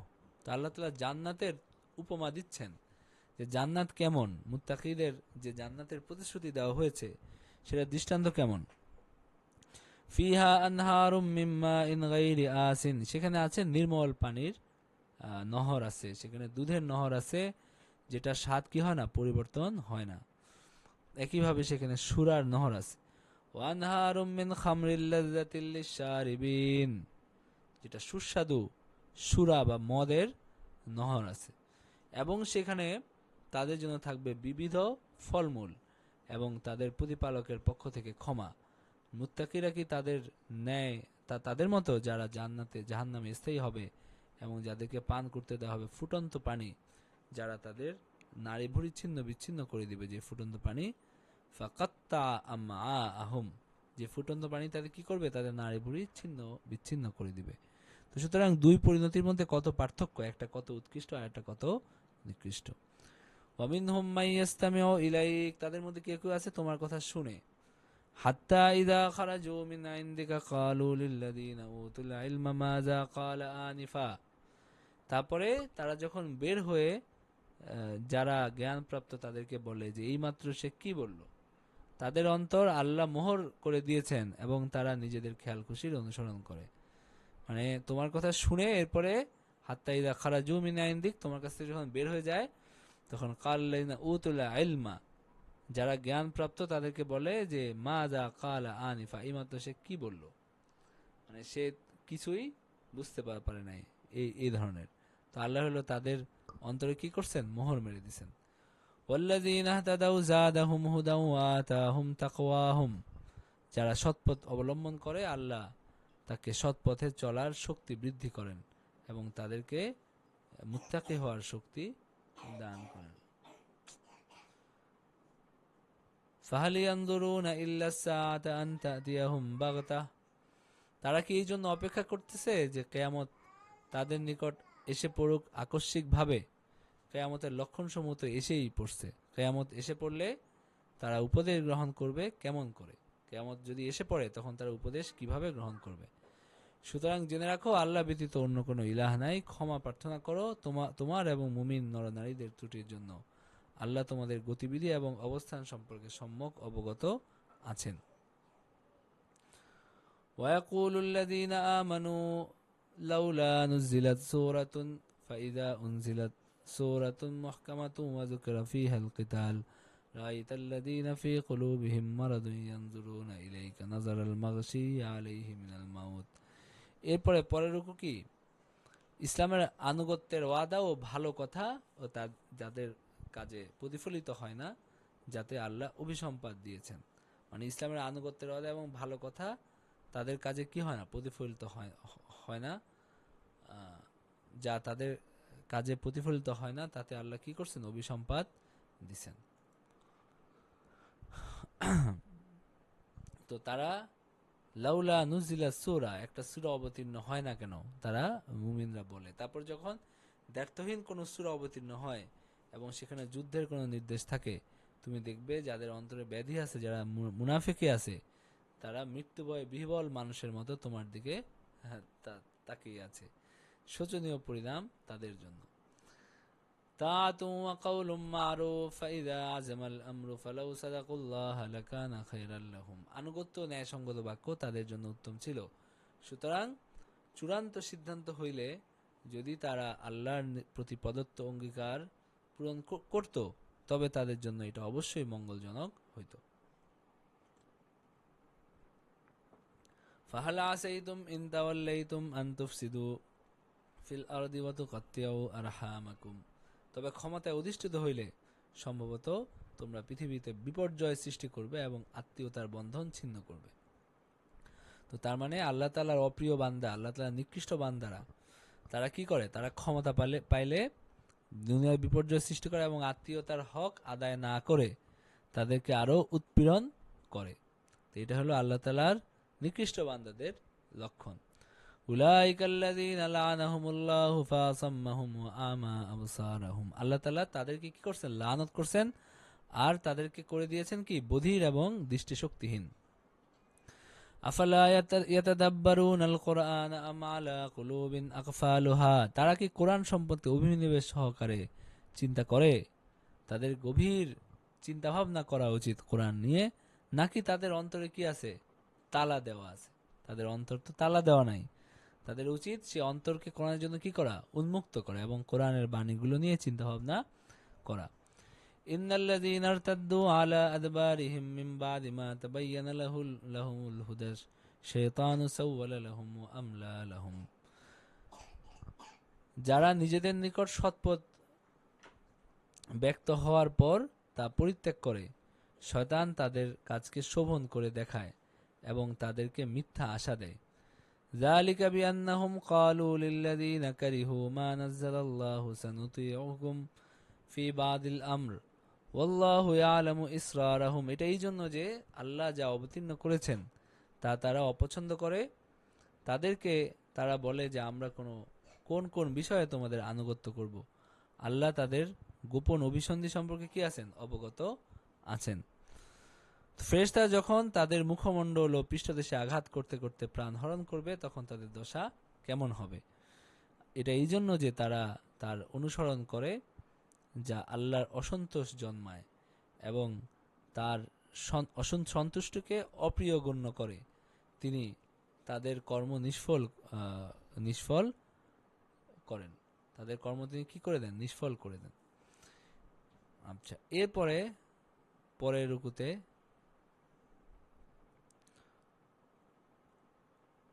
4 নম্বর রুকু, 4 নম্বর রুকুতে কি আছে? আল্লাহ বিশ্বাসীদের পরীক্ষা করেন এবং সাহসী দৃঢ়চিত্তদের জানতে। যুদ্ধক্ষেত্রে আল্লাহ বিশ্বাসীদের পক্ষে থাকেন। আল্লাহর পথে কাজ করতে বললে কৃপণতা যেন মানুষ যেন কৃপণতা না করে, এই বিষয়গুলো এখানে আছে। আম হাসিবাল্লাযীনা ফী কুলুবিহিম মারাদুন লা ইউখরিজাল্লাহু আযগানাহুম। যাদের অন্তরে ব্যাধি আছে তারা কি মনে করে যে আল্লাহ তাদেরকে কখনো বিদ্বেষ ভাব প্রকাশ করে মানে আল্লাহ কখনো তাদের বিদ্বেষ ভাব প্রকাশ করে দিবেন না? তাদের অন্তরে যে আছে সেটা কি তারা ভাবে? মানে তারা যে কি করে, অন্তরে জ্বলতে থাকে, তারা আসলে মুসলমান না, কিন্তু তারা প্রকাশ করে তারা মুসলমান। এবং যখনই একটু ভালো দেখে তখনই চিন্তা করে যে না, এবার ভিড়ে যাইতে হবে। আর যখন একটু খারাপ হয় তখন আবার তারা উৎফুল্ল উৎফুল্ল হয়ে ওঠে, এই ধরনের আর কি। তো আল্লাহ তাআলা বলতেছেন যে আমি তাদের বিদ্বেষ ভাব কি করতে পারি, প্রকাশ করে দিতে পারি। আর আমি ইচ্ছা করলে তোমাকে তাদের পরিচয় দিতাম, ফলে তুমি তাদের লক্ষণ দেখে তাদেরকে চিনতে পারতে, তবে তুমি অবশ্যই কথার ভঙ্গিতে তাদেরকে চিনতে পারবে। আল্লাহ তোমাদের কর্ম সম্পর্কে অবগত। আর অবশ্যই আমি কি করব, আমি তোমাদেরকে পরীক্ষা করব যতক্ষণ না জেনে নেই তোমাদের মধ্যে জিহাদকারী ও ধৈর্যশীলদের, এবং আমি তোমাদের ব্যাপারে পরীক্ষা করি। পরীক্ষা করলে আমি কি করব, তোমাদেরকে চিনতে পারবো। যারা কুফরি করে এবং মানুষকে আল্লাহর পথ থেকে নিবৃত করে এবং নিজেদের নিকট পথের দিশা ব্যক্ত হওয়ার পর রাসূলের বিরোধিতা করে, তারা আল্লাহর কোনো ক্ষতি করতে পারবে না। তিনি তো তোমাদের তাহাদের কর্ম কি করবেন, ব্যর্থ করে দিবেন। হে মুমিনগণ, তোমরা আল্লাহর আনুগত্য করো এবং রাসূলের আনুগত্য করো, আর তোমাদের কর্ম বিনষ্ট করিও না। যারা কুফরি করে এবং আল্লাহর পথ থেকে মানুষকে নিবৃত্ত করে, তারপর কাফের অবস্থায় মৃত্যুবরণ করে, আল্লাহ তাদেরকে কিছুতেই ক্ষমা করবেন না। তার মানে বারবার আল্লাহ কি কথা বলতেছেন, যে কুফরি করে, যারা শিরিক করে, তারা দুনিয়াতে অনেক ভালো কাজ করলেও সেগুলো ধ্বংস হয়ে যায়। আচ্ছা, সুতরাং তোমরা হীনবল হও না এবং সন্ধির প্রস্তাব করো না, তোমরাই প্রবল। আল্লাহ তোমাদের সঙ্গে আছেন, তিনি তোমাদের কর্মফল কখনো ক্ষুণ্ণ করবেন না। আর পার্থিব জীবন তো শুধু ক্রীড়া কৌতুক। আমি যদি তোমরা ঈমান আনো, তাকে অবলম্বন করো, আল্লাহ তোমাদেরকে পুরস্কার দিবেন এবং তিনি তোমাদের ধন সম্পদ চান না। তিনি তোমাদের কি চান না, ধন সম্পদ চান না। তোমাদের নিকট হইতে তিনি তা চাইলে, তার জন্য তোমাদের উপর চাপ দিলে তোমরা তো কার্পণ্য করবে, এবং তখন তিনি তোমাদের বিদ্বেষ ভাব প্রকাশ করে দিবেন। অথচ তোমরাই তো তারা যাদেরকে আল্লাহর পথে ব্যয় করতে বলা হচ্ছে, অথচ তোমাদের অনেকে কৃপণতা করছে। যারা কার্পণ্য করে তারা কার্পণ্য করে নিজেদের প্রতি। আল্লাহ অভাবমুক্ত এবং তোমরা অভাবগ্রস্ত। তিনি তোমাদের যদি তোমরা বিমুখ হও, তিনি অন্য জাতিকে তোমাদের স্থলবর্তী করবেন, তারা তোমাদের মতো হবে না।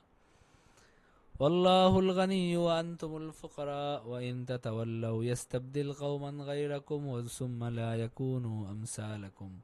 তোমরা যদি মুখ ফিরিয়ে নাও, তাহলে তোমাদের পরিবর্তে কি করবেন, আল্লাহ অন্য জাতিকে প্রেরণ করবেন, এবং তারা তোমাদের মতো কি হবে না, এই দলা মুসা হবে না। ঠিক আছে। তো আল্লাহ তাআলা কোনো একটা জাতি যখন ব্যর্থ হয়, সব দিক থেকে কাপুরুষ হয়, ভীতু হয়, তখন আল্লাহ তাআলা কি কি কি করেন, নতুন একটা জাতি দেখবেন যে নতুন রক্ত নিয়ে দুনিয়াতে আসে, এবং তারা সেই রকম সাহসী, সেই রকম নির্ভীক হয়। ঠিক আছে। এরপর আল্লাহ তাআলা বলতেছেন কি, তা তোমাদেরকে পরিবর্তন করে দিবেন, সুম্মা লা ইয়াকুনু আমসালাকুম, তারা তোমাদের মতো এরকম এই মার্কা মানে না হয়ে বরং কি হবে, ভালো হবে, তারা সাহসী হবে, বীর যোদ্ধা হবে। আচ্ছা, এটা গেল হলো। কারো কোনো প্রশ্ন আছে?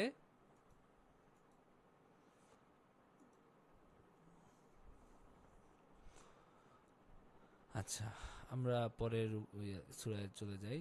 সূরা ফাত। সূরা ফাতের একটা শায়ানুজুল আছে কি, এই যে হুদায়বিয়ার সন্ধি।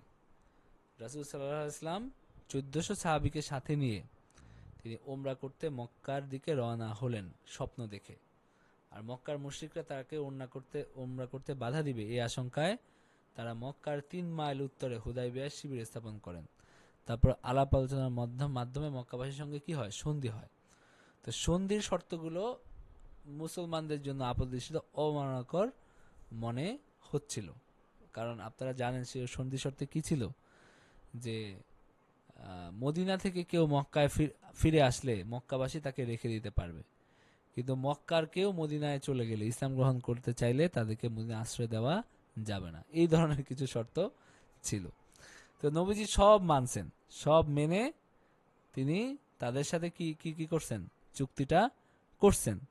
কিন্তু নবীজি শান্তির খাতিরে সেটা মেনে নেন, এবং সন্ধির শর্ত অনুযায়ী ওমরা না করে তাদেরকে আবার এই শর্ত ছিল যে এই বছর নবীজি এবং সাহাবায়ে কেরাম ওমরা না করেই ফিরে যাবে, পরের বছর তারা আবার আসবে, এসে ওমরা করবে। তো সবকিছু তিনি মেনে নেন, এবং অনেক সাহাবা একরাম, হযরত ওমর খুবই নাখোশ হন এটা, যে এত নিচু হয়ে চুক্তি করার কি প্রয়োজন ছিল, আমরা জীবন দিতে প্রস্তুত ছিলাম, তো এত নিচু হয়ে চুক্তি করার কোনো মানে তারা বুঝতে পারতেছিলেন না যে এটা কেন এই ধরনের চুক্তি করা হলো। কিন্তু আল্লাহ তাআলা ভালো জানেন যে তিনি কি সিদ্ধান্ত রাখছেন। তো আল্লাহ তাআলা পরে যাওয়ার সময় এই সূরাটা নাযিল হয়েছে যে ইন্না ফাতাহনা লাকা ফাতহাম মুবিনা, আমি তোমাদেরকে স্পষ্ট বিজয় দিছি। তো দেখেন, যখন আল্লাহ তাআলা এই কথা বলতেছেন তখনও মক্কা বিজয় হয় নাই, তখন মদিনা, তখন হুদায়বিয়া সন্ধি করে তারা মাত্র ফিরে যাচ্ছেন। তো এরপরে কি হবে না হবে কেউ কি জানে? কেউ কিন্তু জানে না। তো এইটাও হলো কি একটা ভবিষ্যৎবাণী, তাই না? এই যে আল্লাহ তাআলা মক্কা বিজয় দান করবেন, এটা একটা ভবিষ্যৎবাণী। তো এই ভবিষ্যৎবাণীটা কি কি হয়েছে, পরবর্তীতে বাস্তবায়িত হয়েছে। তো আল্লাহ তাআলা বলতেছেন ইন্না ফাতাহনা লাকা ফাতহাম মুবিনা লিয়াগফিরা লাকাল্লাহু মা তাকাদ্দামা মিন যামবিকা ওয়া মা তাআখার ওয়া ইউতিম্মা নি'মাতাহু আলাইকা ওয়া ইয়াহদিয়াকা সিরাতাম মুস্তাকিমা ওয়া ইয়ানসুরাকাল্লাহু নাসরান আজিজা هو الذي أنزل السكينة في قلوب المؤمنين ليزدادوا إيمانا مع إيمانهم ولله جنود السماوات والأرض وكان الله عليما حكيما। তো আল্লাহ তাআলা বলতেছেন যে আমি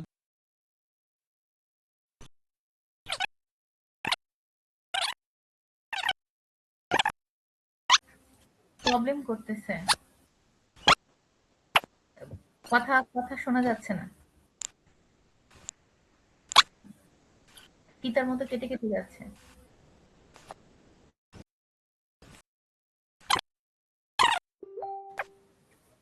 জি জি, শোনা যাচ্ছে, একটু দূরে কিন্তু শোনা যাচ্ছে।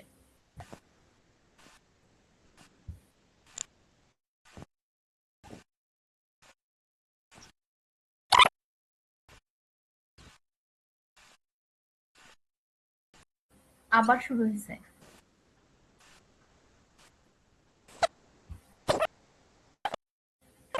এখন ঠিক আছে।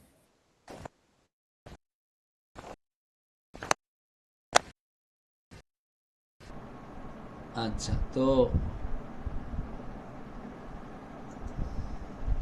তো এখানে যেটা আল্লাহ তাআলা বলতেছেন যে আমি কি দিছি, তোমাদেরকে বিজয় দিছি, এবং আল্লাহ তাআলা বলতেছেন যেন আমি তোমার অতীত এবং ভবিষ্যৎ ত্রুটিসমূহ ক্ষমা করে দিতে পারি এবং তোমার প্রতি তার আল্লাহ তাআলা কি করতে পারেন, তার অনুগ্রহ পূর্ণ করতে পারেন।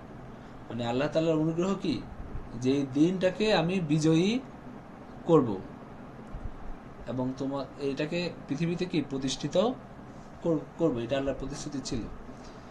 এবং আল্লাহ তাআলা তোমাদেরকে সরল পথে পরিচালিত করেন এবং আল্লাহ তোমাদেরকে কি করেন, বলিষ্ঠ সাহায্য দান করেন।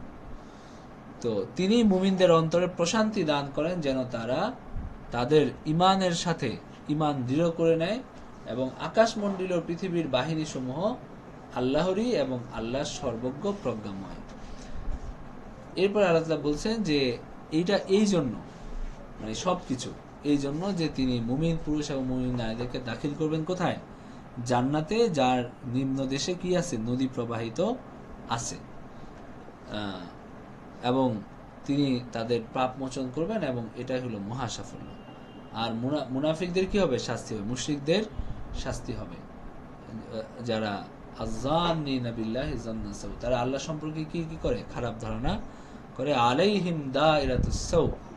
আর এটার এই মানে এই অমঙ্গল চক্র তাদের জন্য, আল্লাহ তাদের প্রতি রুষ্ট হয়েছেন এবং তাদেরকে লানত করছেন। আর এই যে আকাশ এবং পৃথিবীর সৈন্যবাহিনী কার জন্য, আল্লাহর জন্য। আর আল্লাহ আমি তোমাকে প্রেরণ করেছি সাক্ষী রূপে, সুসংবাদদাতা এবং সতর্ককারী রূপে।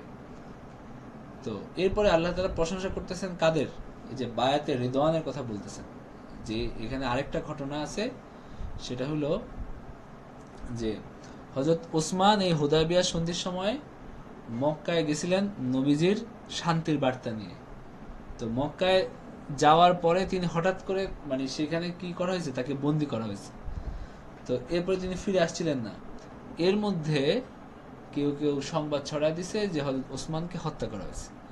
তো এই কথা শুনে স্বাভাবিকভাবে কি একজন দূত হিসেবে তাকে পাঠানো হয়েছে, আর হযরত ওসমান অত্যন্ত গুরুত্বপূর্ণ সাহাবী, এবং তাকে পাঠানো হয়েছিল এই কারণেই যে তার বংশ মক্কায় তখন কি সবচেয়ে শক্তিশালী, উমাইয়া বংশ। তো তাকে এই কারণে পাঠানো হয়েছিল তিনি সেখানে কি তার বিপদ সবচেয়ে কম, ঠিক আছে। তো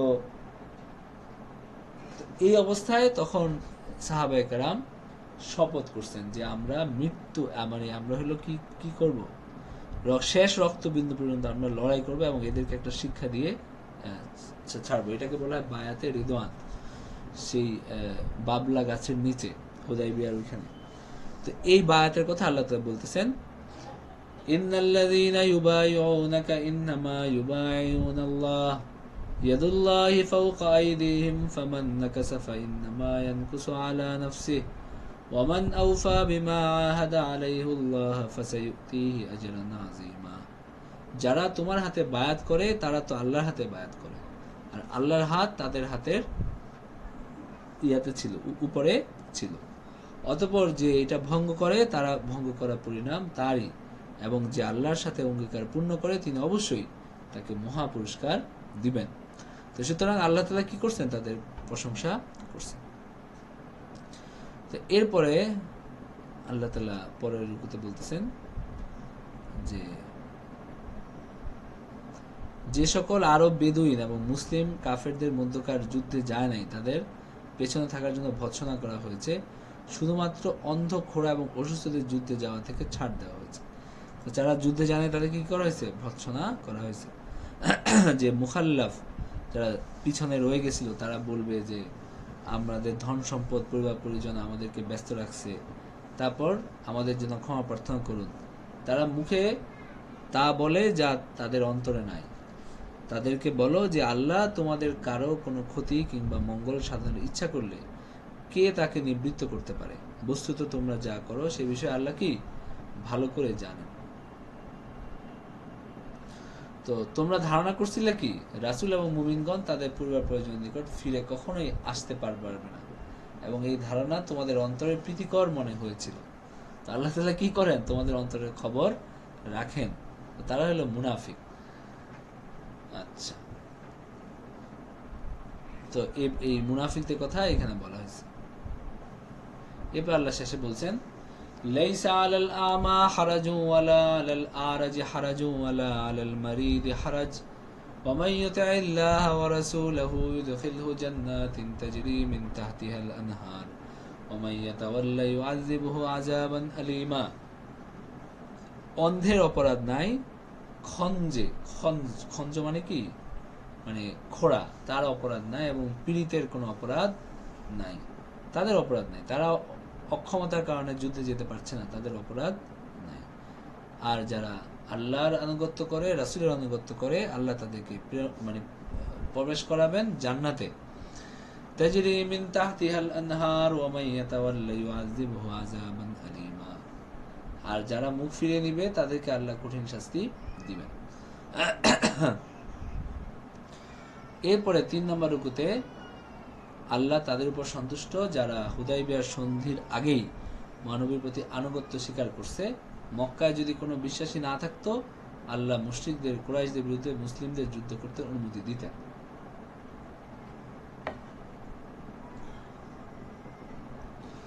তো এগুলো এখানে আসছে। লাকাদ রাদিয়াল্লাহু আনিল মুমিনিনা ইয ইউবাইউনাকা তাহতাশ শাজারা।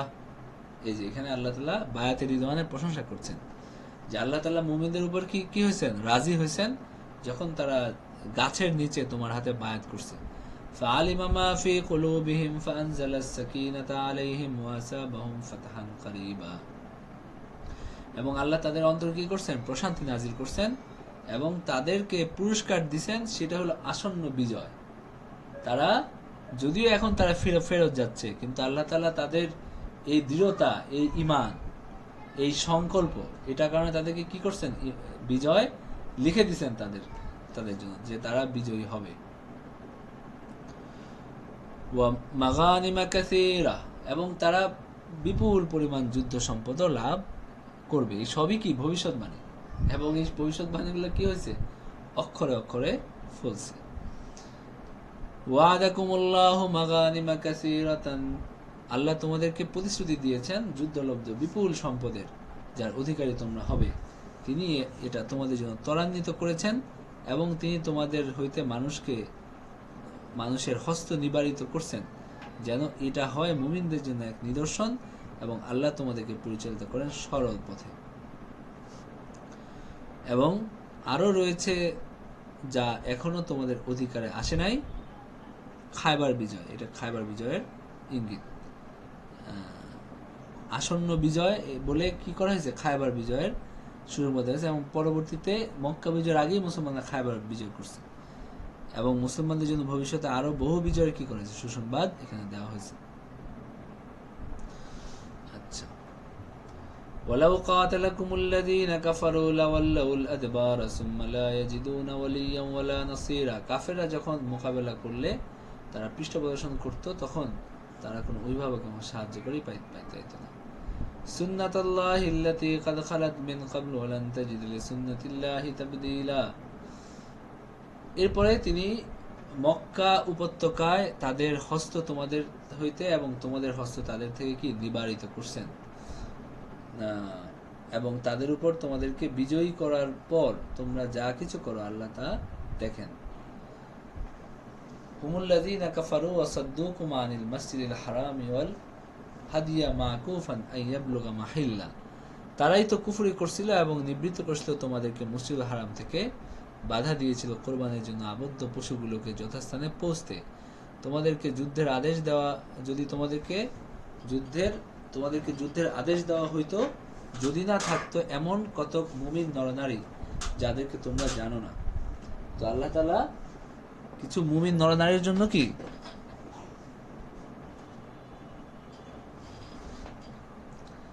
এটাকে তিনি পিছিয়ে দিছেন আর কি। ঠিক আছে, তো পরবর্তী এই যে 2 বছর পরে যুদ্ধটা হয়েছে, এটার কারণে অনেক মানুষ পরবর্তী কি হয়েছে, মুসলমান মানে হয়েছে। যদি না থাকতো এমন কত মুমিন নরনারী যাদেরকে তোমরা জানো না, তোমরা তাদেরকে পদদলিত করতে অজ্ঞাত সারে, ফলে তাদের কারণে তোমরা ক্ষতিগ্রস্ত হতে। যুদ্ধের নির্দেশ দেওয়া হয় নাই এই জন্য যে তিনি যাকে ইচ্ছা নিজ অনুগ্রহ দান করবেন। যদি তারা পৃথক হইতো, আমি তাদের মধ্যে কাফেরদেরকে কঠিন শাস্তি দিতে দিতাম। তো এরকম একটা বিভিন্ন হিকমতের কারণে আল্লাহ তাআলা সেই মুহূর্তে কি করেন নাই, যুদ্ধের নির্দেশ দেন নাই। এরপরে এই যে নবীজি একটা স্বপ্ন দেখছিলেন, যেটা বললাম যে নবীজি স্বপ্ন দেখছিলেন কি, যে তিনি কাবার তাওয়াফ করছেন। তো আল্লাহ তাআলা বলতেছেন যে সেই স্বপ্ন পূরণ মানে বাস্তবায়িত হওয়ার সময় কি হয় নাই, ফুরা যায়নি। লাকাদ সাদাকাল্লাহু রাসূলাহুর রুইয়া বিল হক লাতাদখুলান্নাল মাসজিদাল হারামা ইনশাআল্লাহু আমিনিন মুহাল্লিকিনা রুউসাকুম ওয়া মুকাসসিরিনা লা তাখাফুন ফাআলিমা মা লাম তা'লামু ফাজআলা মিন দুনি যালিকা ফাতহান করিবা। আল্লাহ তাআলা তার রাসূলের স্বপ্নটা যথাযথভাবে কি করবেন, বাস্তবায়িত করে দেখিয়েছেন। আল্লাহর ইচ্ছায় তোমরা অবশ্যই মসজিদুল হারামে প্রবেশ করবে, নিরাপদে তোমরা কেউ কেউ মস্তক মুন্ডিত করবে আর কেউ কেউ কেশ কর্তন করবে, তোমাদের কোনো ভয় থাকবে না। আল্লাহ জানেন তোমরা যা জানো না, এছাড়া তিনি তোমাদেরকে দিয়েছেন এক সদ্য বিজয়। এরপর আল্লাহ তাআলা বলতেছেন হুয়াল্লাযী আরসালা রাসূলাহু বিল হুদা ওয়া দীনিল হাক্কি লিইয়ুযহিরাহু আলাদ দীনি কুল্লিহি ওয়া কাফা বিল্লাহি শাহীদা। তিনি তার রাসূলকে পথ নির্দেশ এবং সত্য দ্বীন সহ প্রেরণ করছেন, অপর সমস্ত দ্বীনের উপর তাকে তিনি জয়যুক্ত করার জন্য, আর সাক্ষী হিসাবে আল্লাহ তাআলা যথেষ্ট। মুহাম্মাদুর রাসূলুল্লাহ ওয়াল্লাযীনা মাআহু আশিদ্দাউ আলাল কুফফারি রুহামাউ বাইনাহুম তারাহুম রুকআন সুজদান ইয়াবতাগুনা ফাদলাম মিনাল্লাহি ওয়া রিদওয়ানা সীমাহুম ফি ওয়ুজুহিহিম মিন আসারিস সুজুদ যালিকা মাসালুহুম ফিত তাওরাতি ওয়া মাসালুহুম ফিল ইনজিল কাযারআইন আখরাজা শাতআহু ফাআযরাহু ফাস্তাগলাযা ফাস্তাওয়া আলা সুকিহি ইউজিবুজ যুররা লিয়াগীযা বিহিমিল কুফফার وعد الله الذين آمنوا وعملوا الصالحات منهم مغفرة وأجرا عظيما মুহাম্মাদুর রাসূলুল্লাহ। আল্লাহ তাআলা এখানে নবীজি এবং সাহাবায়ে কেরামের প্রশংসা করছেন যে মুহাম্মদ আল্লাহ তাআলা রাসূল, আর তার সাথে যারা আছে তারা কাফেরদের উপর প্রবল আর নিজেদের মধ্যে দয়াদ্র। তারাহুম রুকআন সুজদান ইয়াবতাগুনা ফাদলাম মিনাল্লাহি ওয়া রিদওয়ানা, তাদেরকে তুমি দেখবা যে তারা রুকু অবস্থায়, সিজদা অবস্থায়, এবং তারা ইয়াবতাগুনা ফাদলাম মিনাল্লাহি ওয়া রিদওয়ানা, তারা আল্লাহ তাআলার কি তালাশ করে? অনুগ্রহ, তারা মানে সন্তুষ্টি কামনা করে। সীমাহুম ফি উজুহিহিম মিন আসারিস সুজুদ, তাদের লক্ষণ তাদের মুখমণ্ডলে সিজদার প্রভাবে পরিস্ফুট থাকবে, মানে তাদের কপালে কি আছে? সিজদার দাগ আছে। সীমাহুম, তাদের চেহারায় সিজদার দাগ প্রতীয়মান হয়, স্পষ্ট হয়। মাসালুহুম ফিত তাওরাতি ওয়া মাসালুহুম ফিল ইনজিল, তাওরাতে তাদের কথা আছে, ইনজিলে তাদের কথা আছে।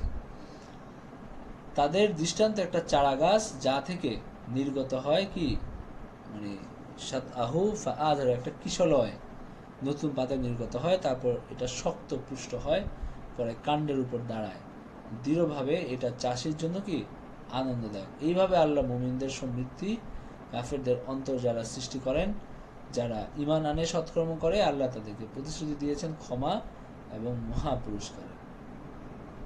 আচ্ছা, এরপরে কারো কোনো প্রশ্ন আছে?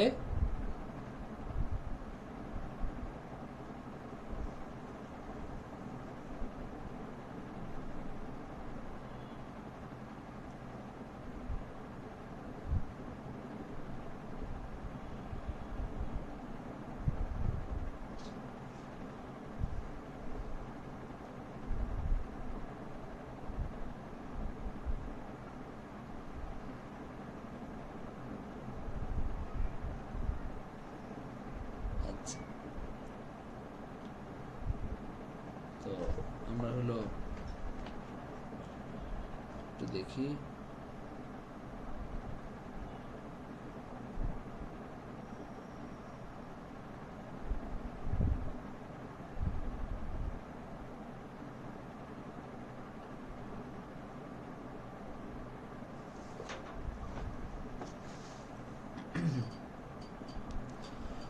সূরা হুজুরাত, সূরা হুজুরাতে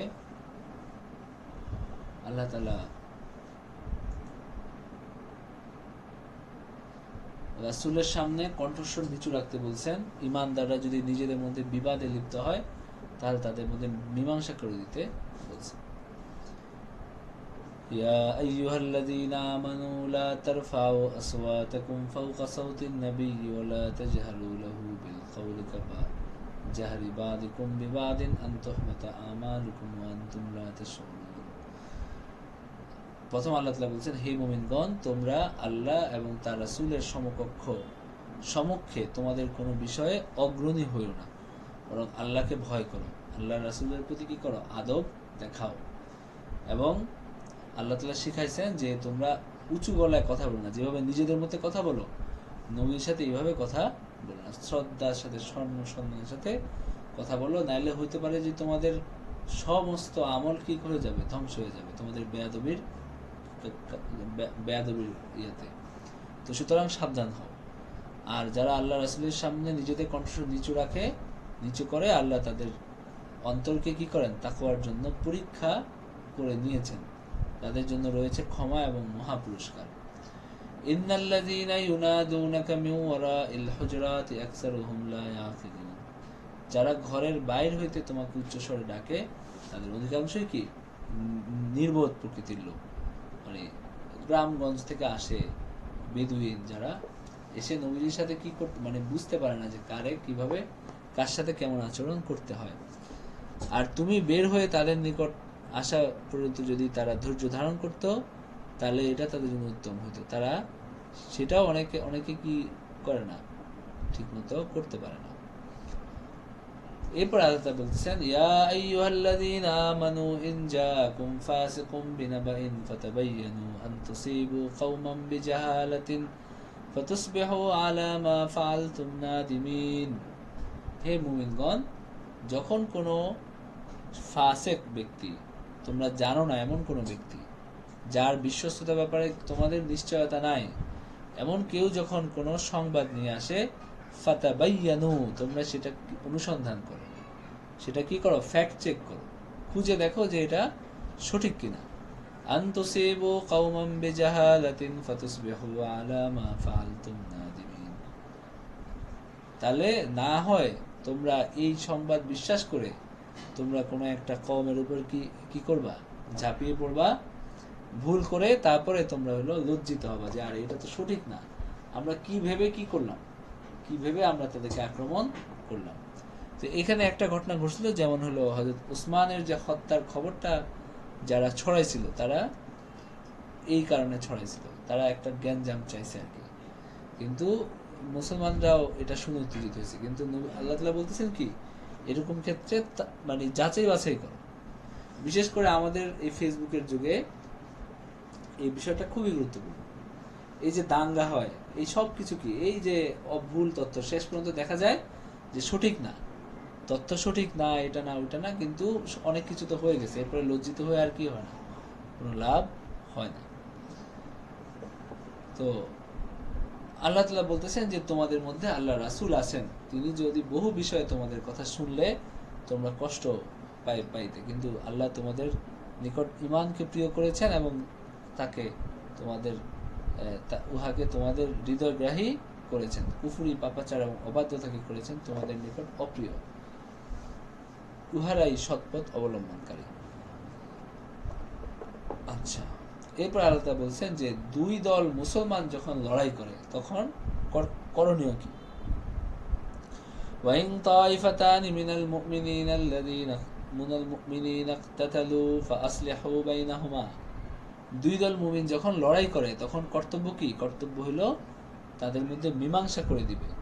ফাইন বাগাত ইহদাহুমা আলাল উখরা, আর যদি এক পক্ষ বাড়াবাড়ি করে, একদল অপর দলের বিরুদ্ধে বাড়াবাড়ি করলে যারা বাড়াবাড়ি করবে তাদের বিরুদ্ধে তোমরা যুদ্ধ করবে যতক্ষণ না তারা আল্লাহর নির্দেশের দিকে ফিরে আসে। হাত্তা তাফিআ ইলা আমরিল্লাহ ফাইন ফাআত ফাআসলিহু বাইনাহুমা বিল আদলি ওয়া আকসিতু। যখন তারা ফিরে আসে তখন তাদের সাথে মধ্যে ন্যায়ের সাথে কি করো, ফয়সালা করবে এবং সুবিচার করবে, নিশ্চয় আল্লাহ সুবিচারকারীদের ভালোবাসেন। তো সেখানে আল্লাহ কি নিতে বলেন নাই, কোনো পক্ষ নিতে বলেন নাই। প্রথমত মীমাংসার চেষ্টা করতে হবে। আর যে যদি কেউ এমন হয় যে কেউ বাড়াবাড়ি করতেছে, যারা বাড়াবাড়ি করতেছে তাদের বিরুদ্ধে যুদ্ধ করতে হবে, তাদের পক্ষ নিয়ে।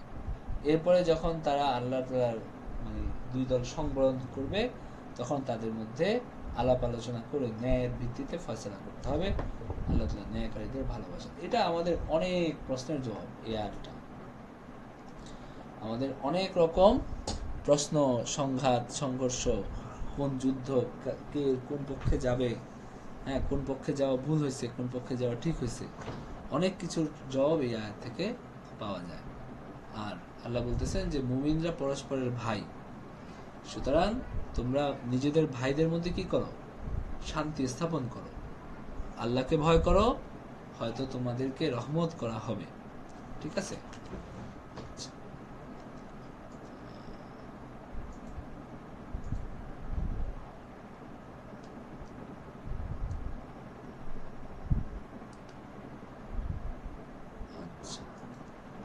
এখন কি আওয়াজ ক্লিয়ার আছে, শোনা যায়?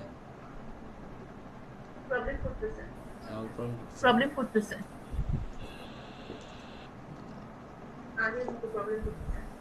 আগের মতো প্রবলেম করতেছে। আচ্ছা ঠিক আছে। তো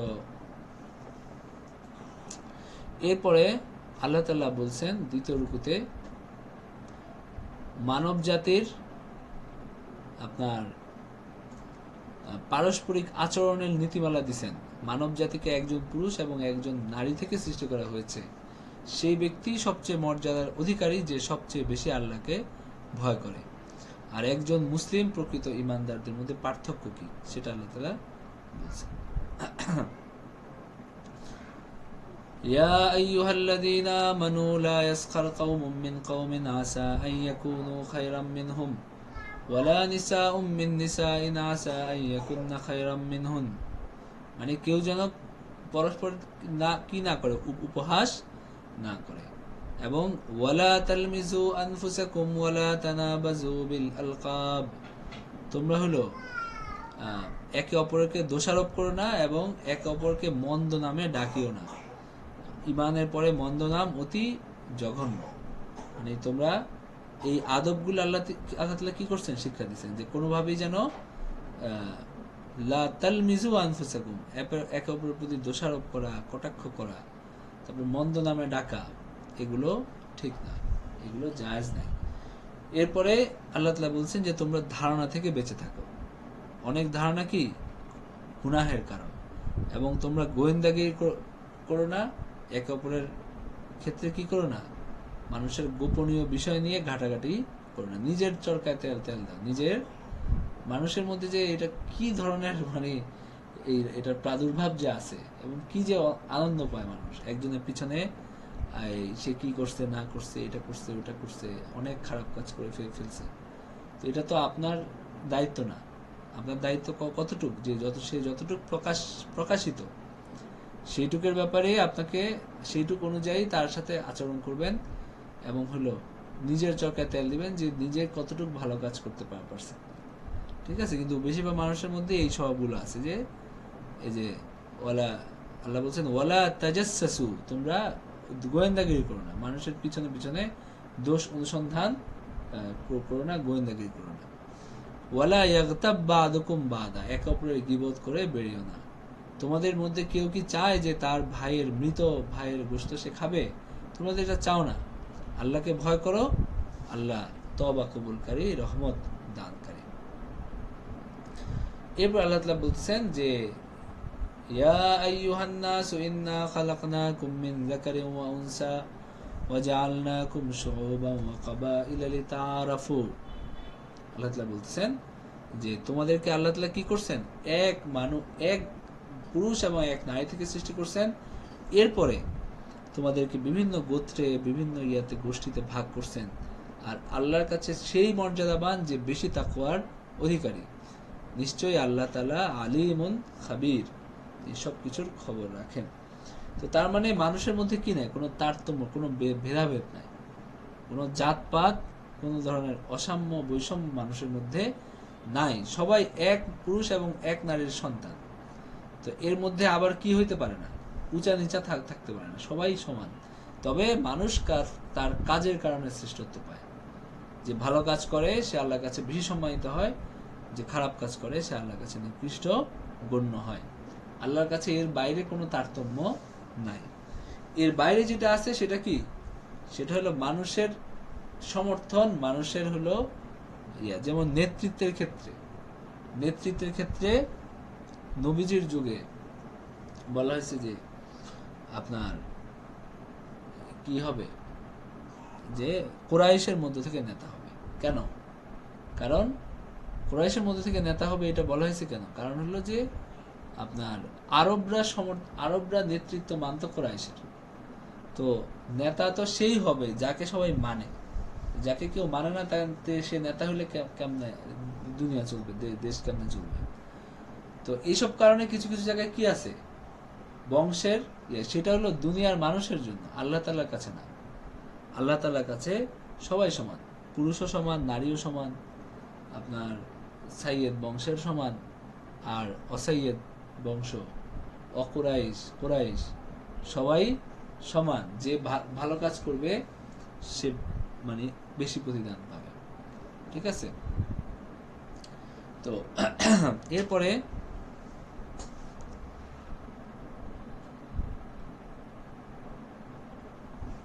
আল্লাহ তাআলা বেদুইনদের কথা বলছেন। তারা ঈমান আনে,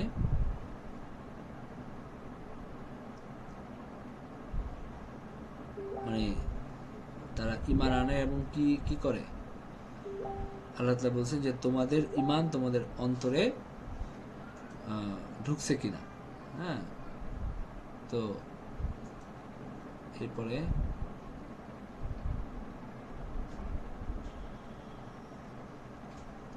তারাই মুমিন যারা আল্লাহ এবং তার রাসূলের প্রতি ঈমান আনে, পরে সন্দেহ পোষণ করে না এবং জীবন এবং সম্পদ দ্বারা আল্লাহর পথে জিহাদ করে। আর বলো যে তোমরা কি তোমাদের দিন সম্পর্কে আল্লাহকে অবহিত করছো, অথচ আল্লাহ জানেন যা কিছু আছে আকাশমণ্ডলে এবং যা কিছু পৃথিবীতে।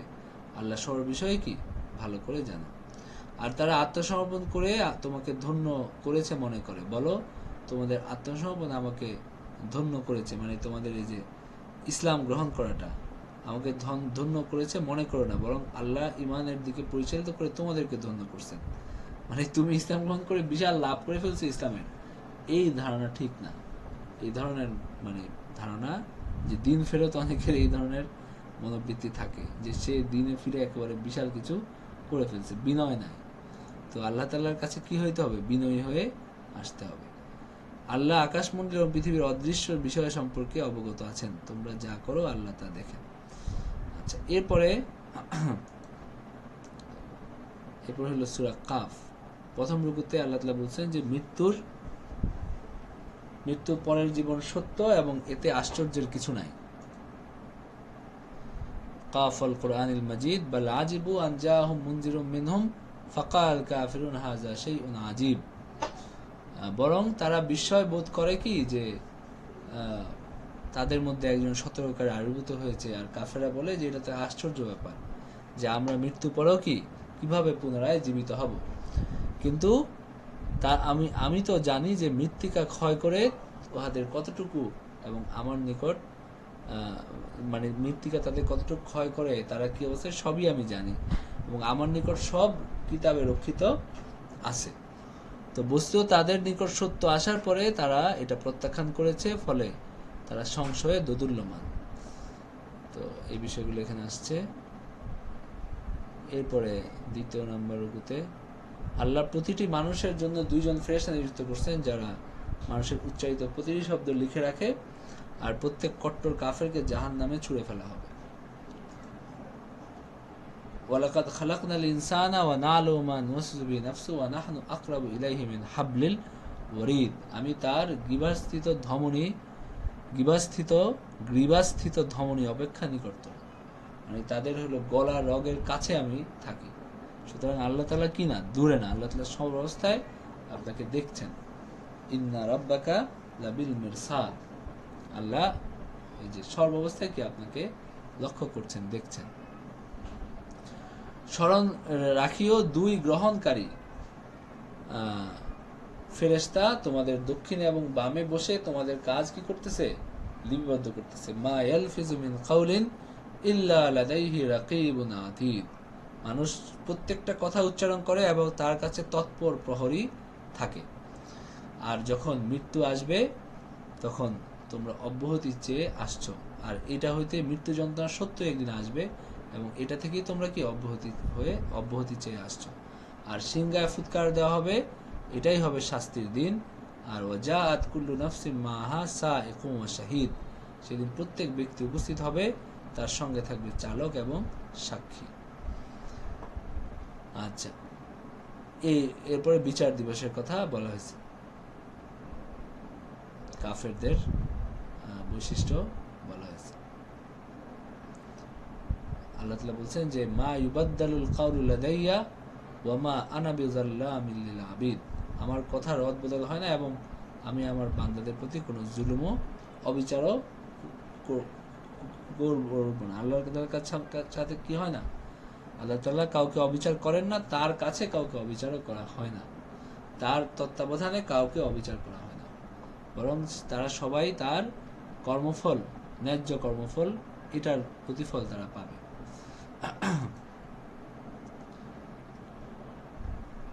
জাহান্নামকে জিজ্ঞাসা করা হবে তুমি কি সত্যি পূর্ণ হয়েছো? জাহান্নাম বলবে আরো কিছু আছে কি? কাফেরদের সতর্ক করে দাও এবং তাদের সাথে ধৈর্য ধারণ করো, কোরআনের মাধ্যমে তাদেরকে উপদেশ দাও। এটা হলো 3 নম্বরের কথা আছে। ইয়াউমা নাকুলু লিজাহান্নামা হাল ইমতালাতি ওয়া তাকুলু হাল মিন মাজিদ ওয়া উযলিফাতিল জান্নাতু লিল মুত্তাকিনা গায়রা বাঈদ।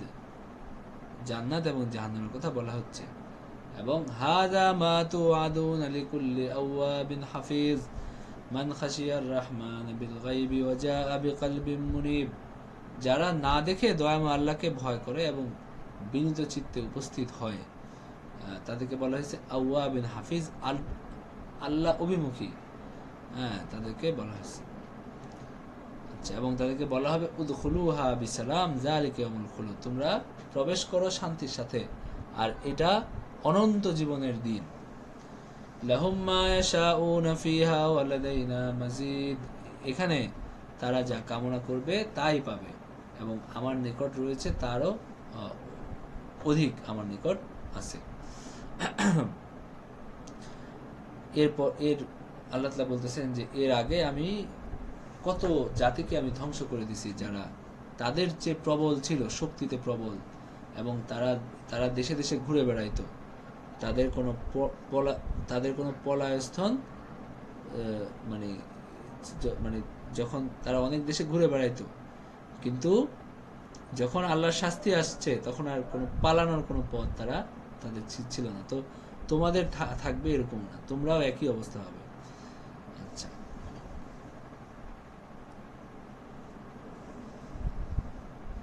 আল্লাহ তাআলা বলতেছেন যে তারা যা বলে সেই ব্যাপারে কি করো, ধৈর্য ধারণ করো, আল্লাহ তাআলার তাসবিহ করো, তার প্রশংসা করো।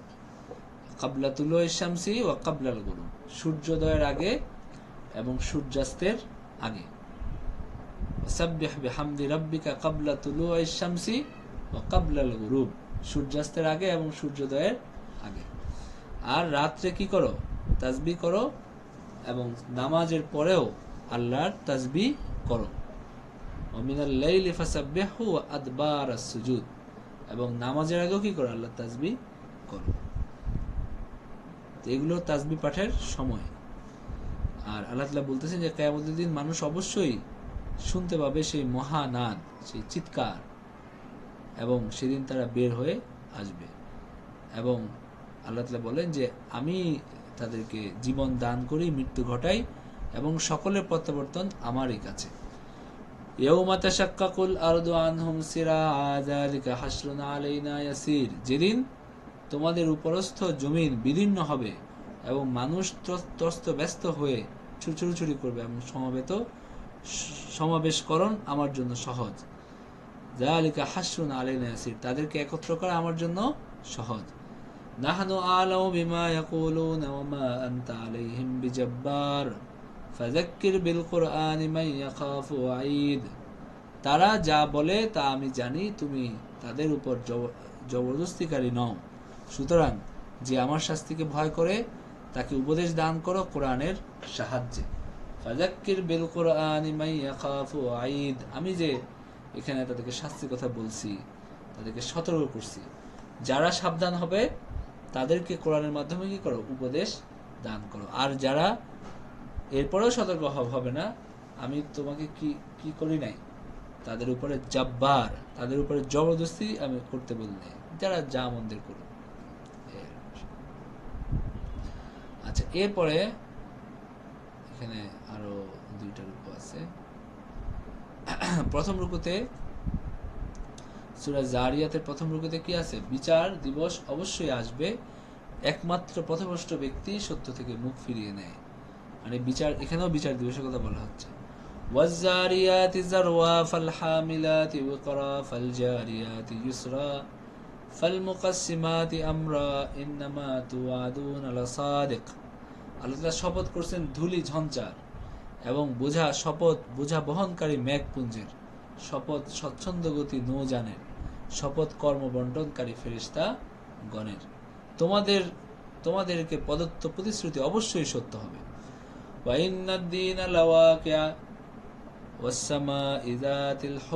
এবং কর্মসফল দিবস অবশ্যই অবশ্যম্ভাবী, এটাও ঘটবে। শপথ বহু পদ বিশিষ্ট আসমানের, আকাশের।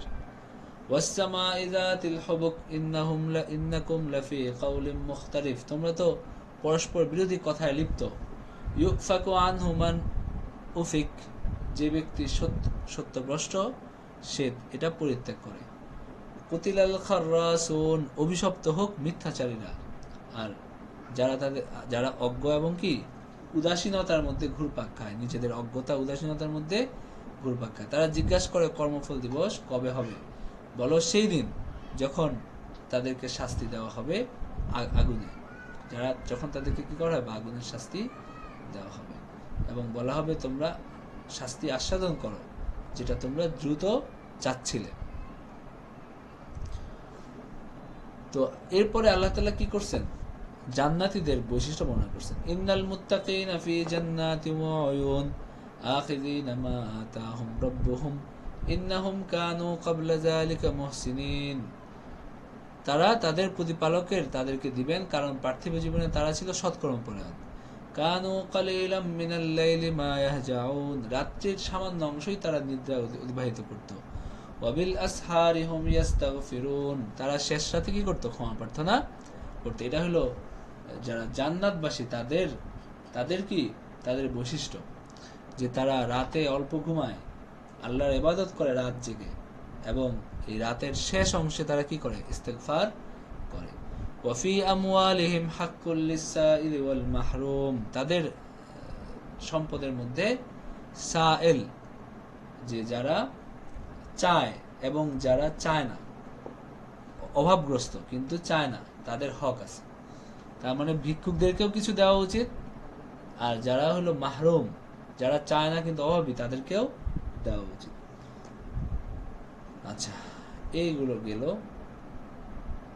এরপরে দ্বিতীয় রূপতে কি আছে, নবী ইব্রাহিমের কাহিনী, যখন তাকে পুত্র সন্তানের সুসংবাদ দেওয়া হয়েছিল, যে ফেরেশতারা ইব্রাহিমকে সুসংবাদ দিয়েছিলেন তারা সমকামী জাতিকে ধ্বংস করে দিয়েছিলেন। ফেরাউন, আদ, সামুদ, নূহ নবীর কাহিনীতে শেখার অনেক কিছু আছে। তো এটা আমরা আগেও পড়ছি।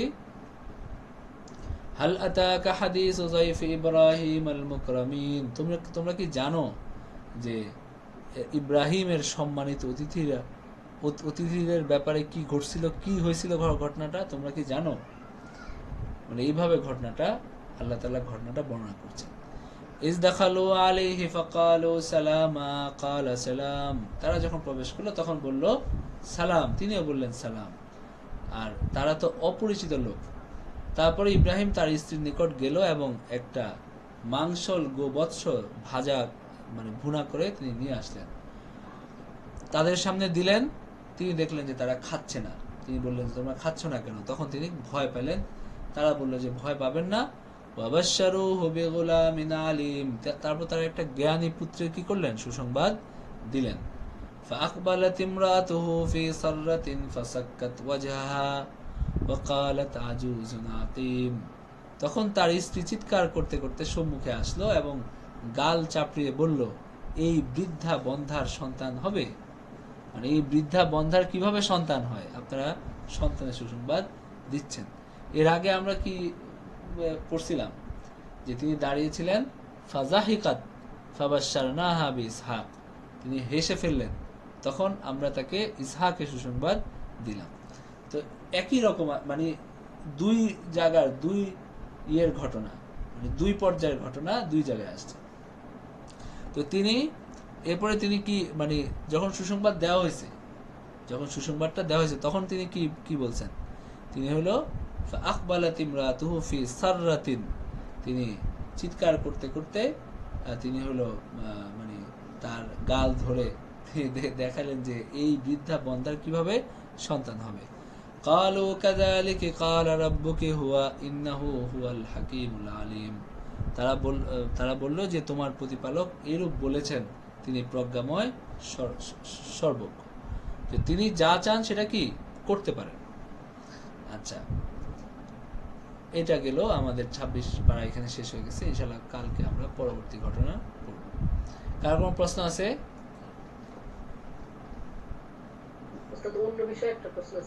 উস্তাদ, অন্য বিষয়ে একটা প্রশ্ন আছে, ইতিকাফ নিয়ে। মানে মেয়েদের ইতিকাফ নিয়ে দেখলাম যে অনেক হুজুর ইদানিং বলতেছে যে আসলে ইতিকাফ হলো মসজিদেই হয়, বাসায় ওরকম আসলে ইতিকাফটা হয় না। আবার এদিকে একটা বইতে দেখলাম, ওই মানে ফেকার বইতে, হানাফি মাযহাব সম্ভবত, তো ওখানে আবার সুন্দর করে বলা আছে যে মেয়েরা বাসায় করতে পারবে, সিস্টেমও বলে দেওয়া আছে। তো আসলে কি মেয়েদের আসলে মানে বাসায় করার মানে না, উপায় নাই এরকম? বাসায় তো করবে। বাসা ছাড়া আমাদের দেশে কি মসজিদে মেয়েদের ইতিকাফ করার মতো অবস্থা আছে? সেটা তো সেভাবে নাই, তাই না? তো বাংলাদেশে নাই, কিন্তু আমরা এই যে দেশের বাইরে যে মসজিদগুলো এগুলোতে কিন্তু যদি আবার আছে মেয়েদের যদি আলাদা রুম, তাদের সুন্দর সব ব্যবস্থা আছে। আপনার হলো আহ, মানে সব রকম ইয়া থাকে, সুযোগ সুবিধা থাকে, তাহলে তারা ইয়েতে করতে পারে, মসজিদেও করতে পারে। কিন্তু বাসায়ও আপনার হলো যেহেতু মেয়েদেরকে আপনার নামাজ পড়তে বলা হয়েছে, উত্তম বলা হয়েছে বাসায়, হ্যাঁ, তো সুতরাং বাসায় করতে পারে। এটাই আমাদের মত, জি হানাফি মাযহাবের ইয়ারা এবং আমাদের দেশের উলামা একরাম এটাই বলেন যে বাসায় তারা করতে পারে। তো যে সেইভাবে যেটা মানে যে ইয়াতে নামাজ পড়ে অথবা যেখানে যে রুমে উনি থাকেন সেই রুমে এই যেভাবে পদ্ধতিতে আপনি জানেন ওইভাবে পদ্ধতিতে ইতিকাফ করতে হবে। হ্যাঁ হ্যাঁ হ্যাঁ, ওখানে সুন্দর করে বর্ণনা করে দেয়া আছে। তো ওই যে বললাম যে ইদানিং কিছু কিছু মানে হুজুর ওভাবে এতেকাফটা সরাসরি মূলত মানে বলে দিল এতেকাফ যে মূলত আসলে মসজিদের এভাবে সাথে হয় সম্পৃক্ত, না। হ্যাঁ, মসজিদের সাথে এতেকাফ মূলত মসজিদের সাথে সম্পৃক্ত ইবাদত। তো তাদের কথারও তারা ওই যুক্তিতে বলেন আর কি, ওই যুক্তিতে তারা বলেন যে এতেকাফ আসলে মসজিদ ছাড়া কিভাবে এতেকাফ হবে। তো কিন্তু মানে যেহেতু ওজোর আছে এই কারণে, তো এখন যদি কোথাও ওজোর না থাকে, যদি কোথাও সেরকম সুযোগ থাকে তাহলে মসজিদেই বসতে পারে, সেটাও তো আচ্ছা, আর একটা প্রশ্ন ওস্তাদ, ওই সূরা আরাফে ওই ক্লাসটা মনে হয় আমি মিস করছিলাম। তো মানে জান্নাতে কারা যাবে আর জাহান্নামে কারা যাবে সেটা তো আমরা জানি, বাট আরাফে যারা থাকবে ওই স্থানে তারা কারা, মানে তাদের তাদের আমলের আমল অবস্থাটা বদ কেমন আর হবে? নেক আমল সমান সমান হবে, এই কারণে তাদেরকে আরাফে রাখা হবে। তো না তারা না, কি ওই আরাফে তারা সব সময় আরাফে থাকবে? কিছুক্ষণের জন্য থাকবে, তখন তারা মুমিনদেরকে সালাম দিবে এবং কাফেরদেরকে ভৎসনা করবে। তো এই যে তারা সালাম দিবে এবং ইয়ে করবে, এইটার প্রতিদান আল্লাহ তাআলা তাদেরকে দিবেন, তাদেরকে শেষ পর্যন্ত জান্নাতে প্রবেশ করানো হবে। ঠিক আছে?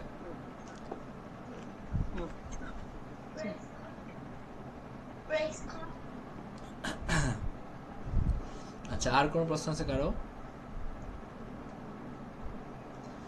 আচ্ছা ঠিক আছে, আমরা ক্লাস শেষ করে ফেলি। ওয়া আখিরু দাওয়ানা আলহামদুলিল্লাহ।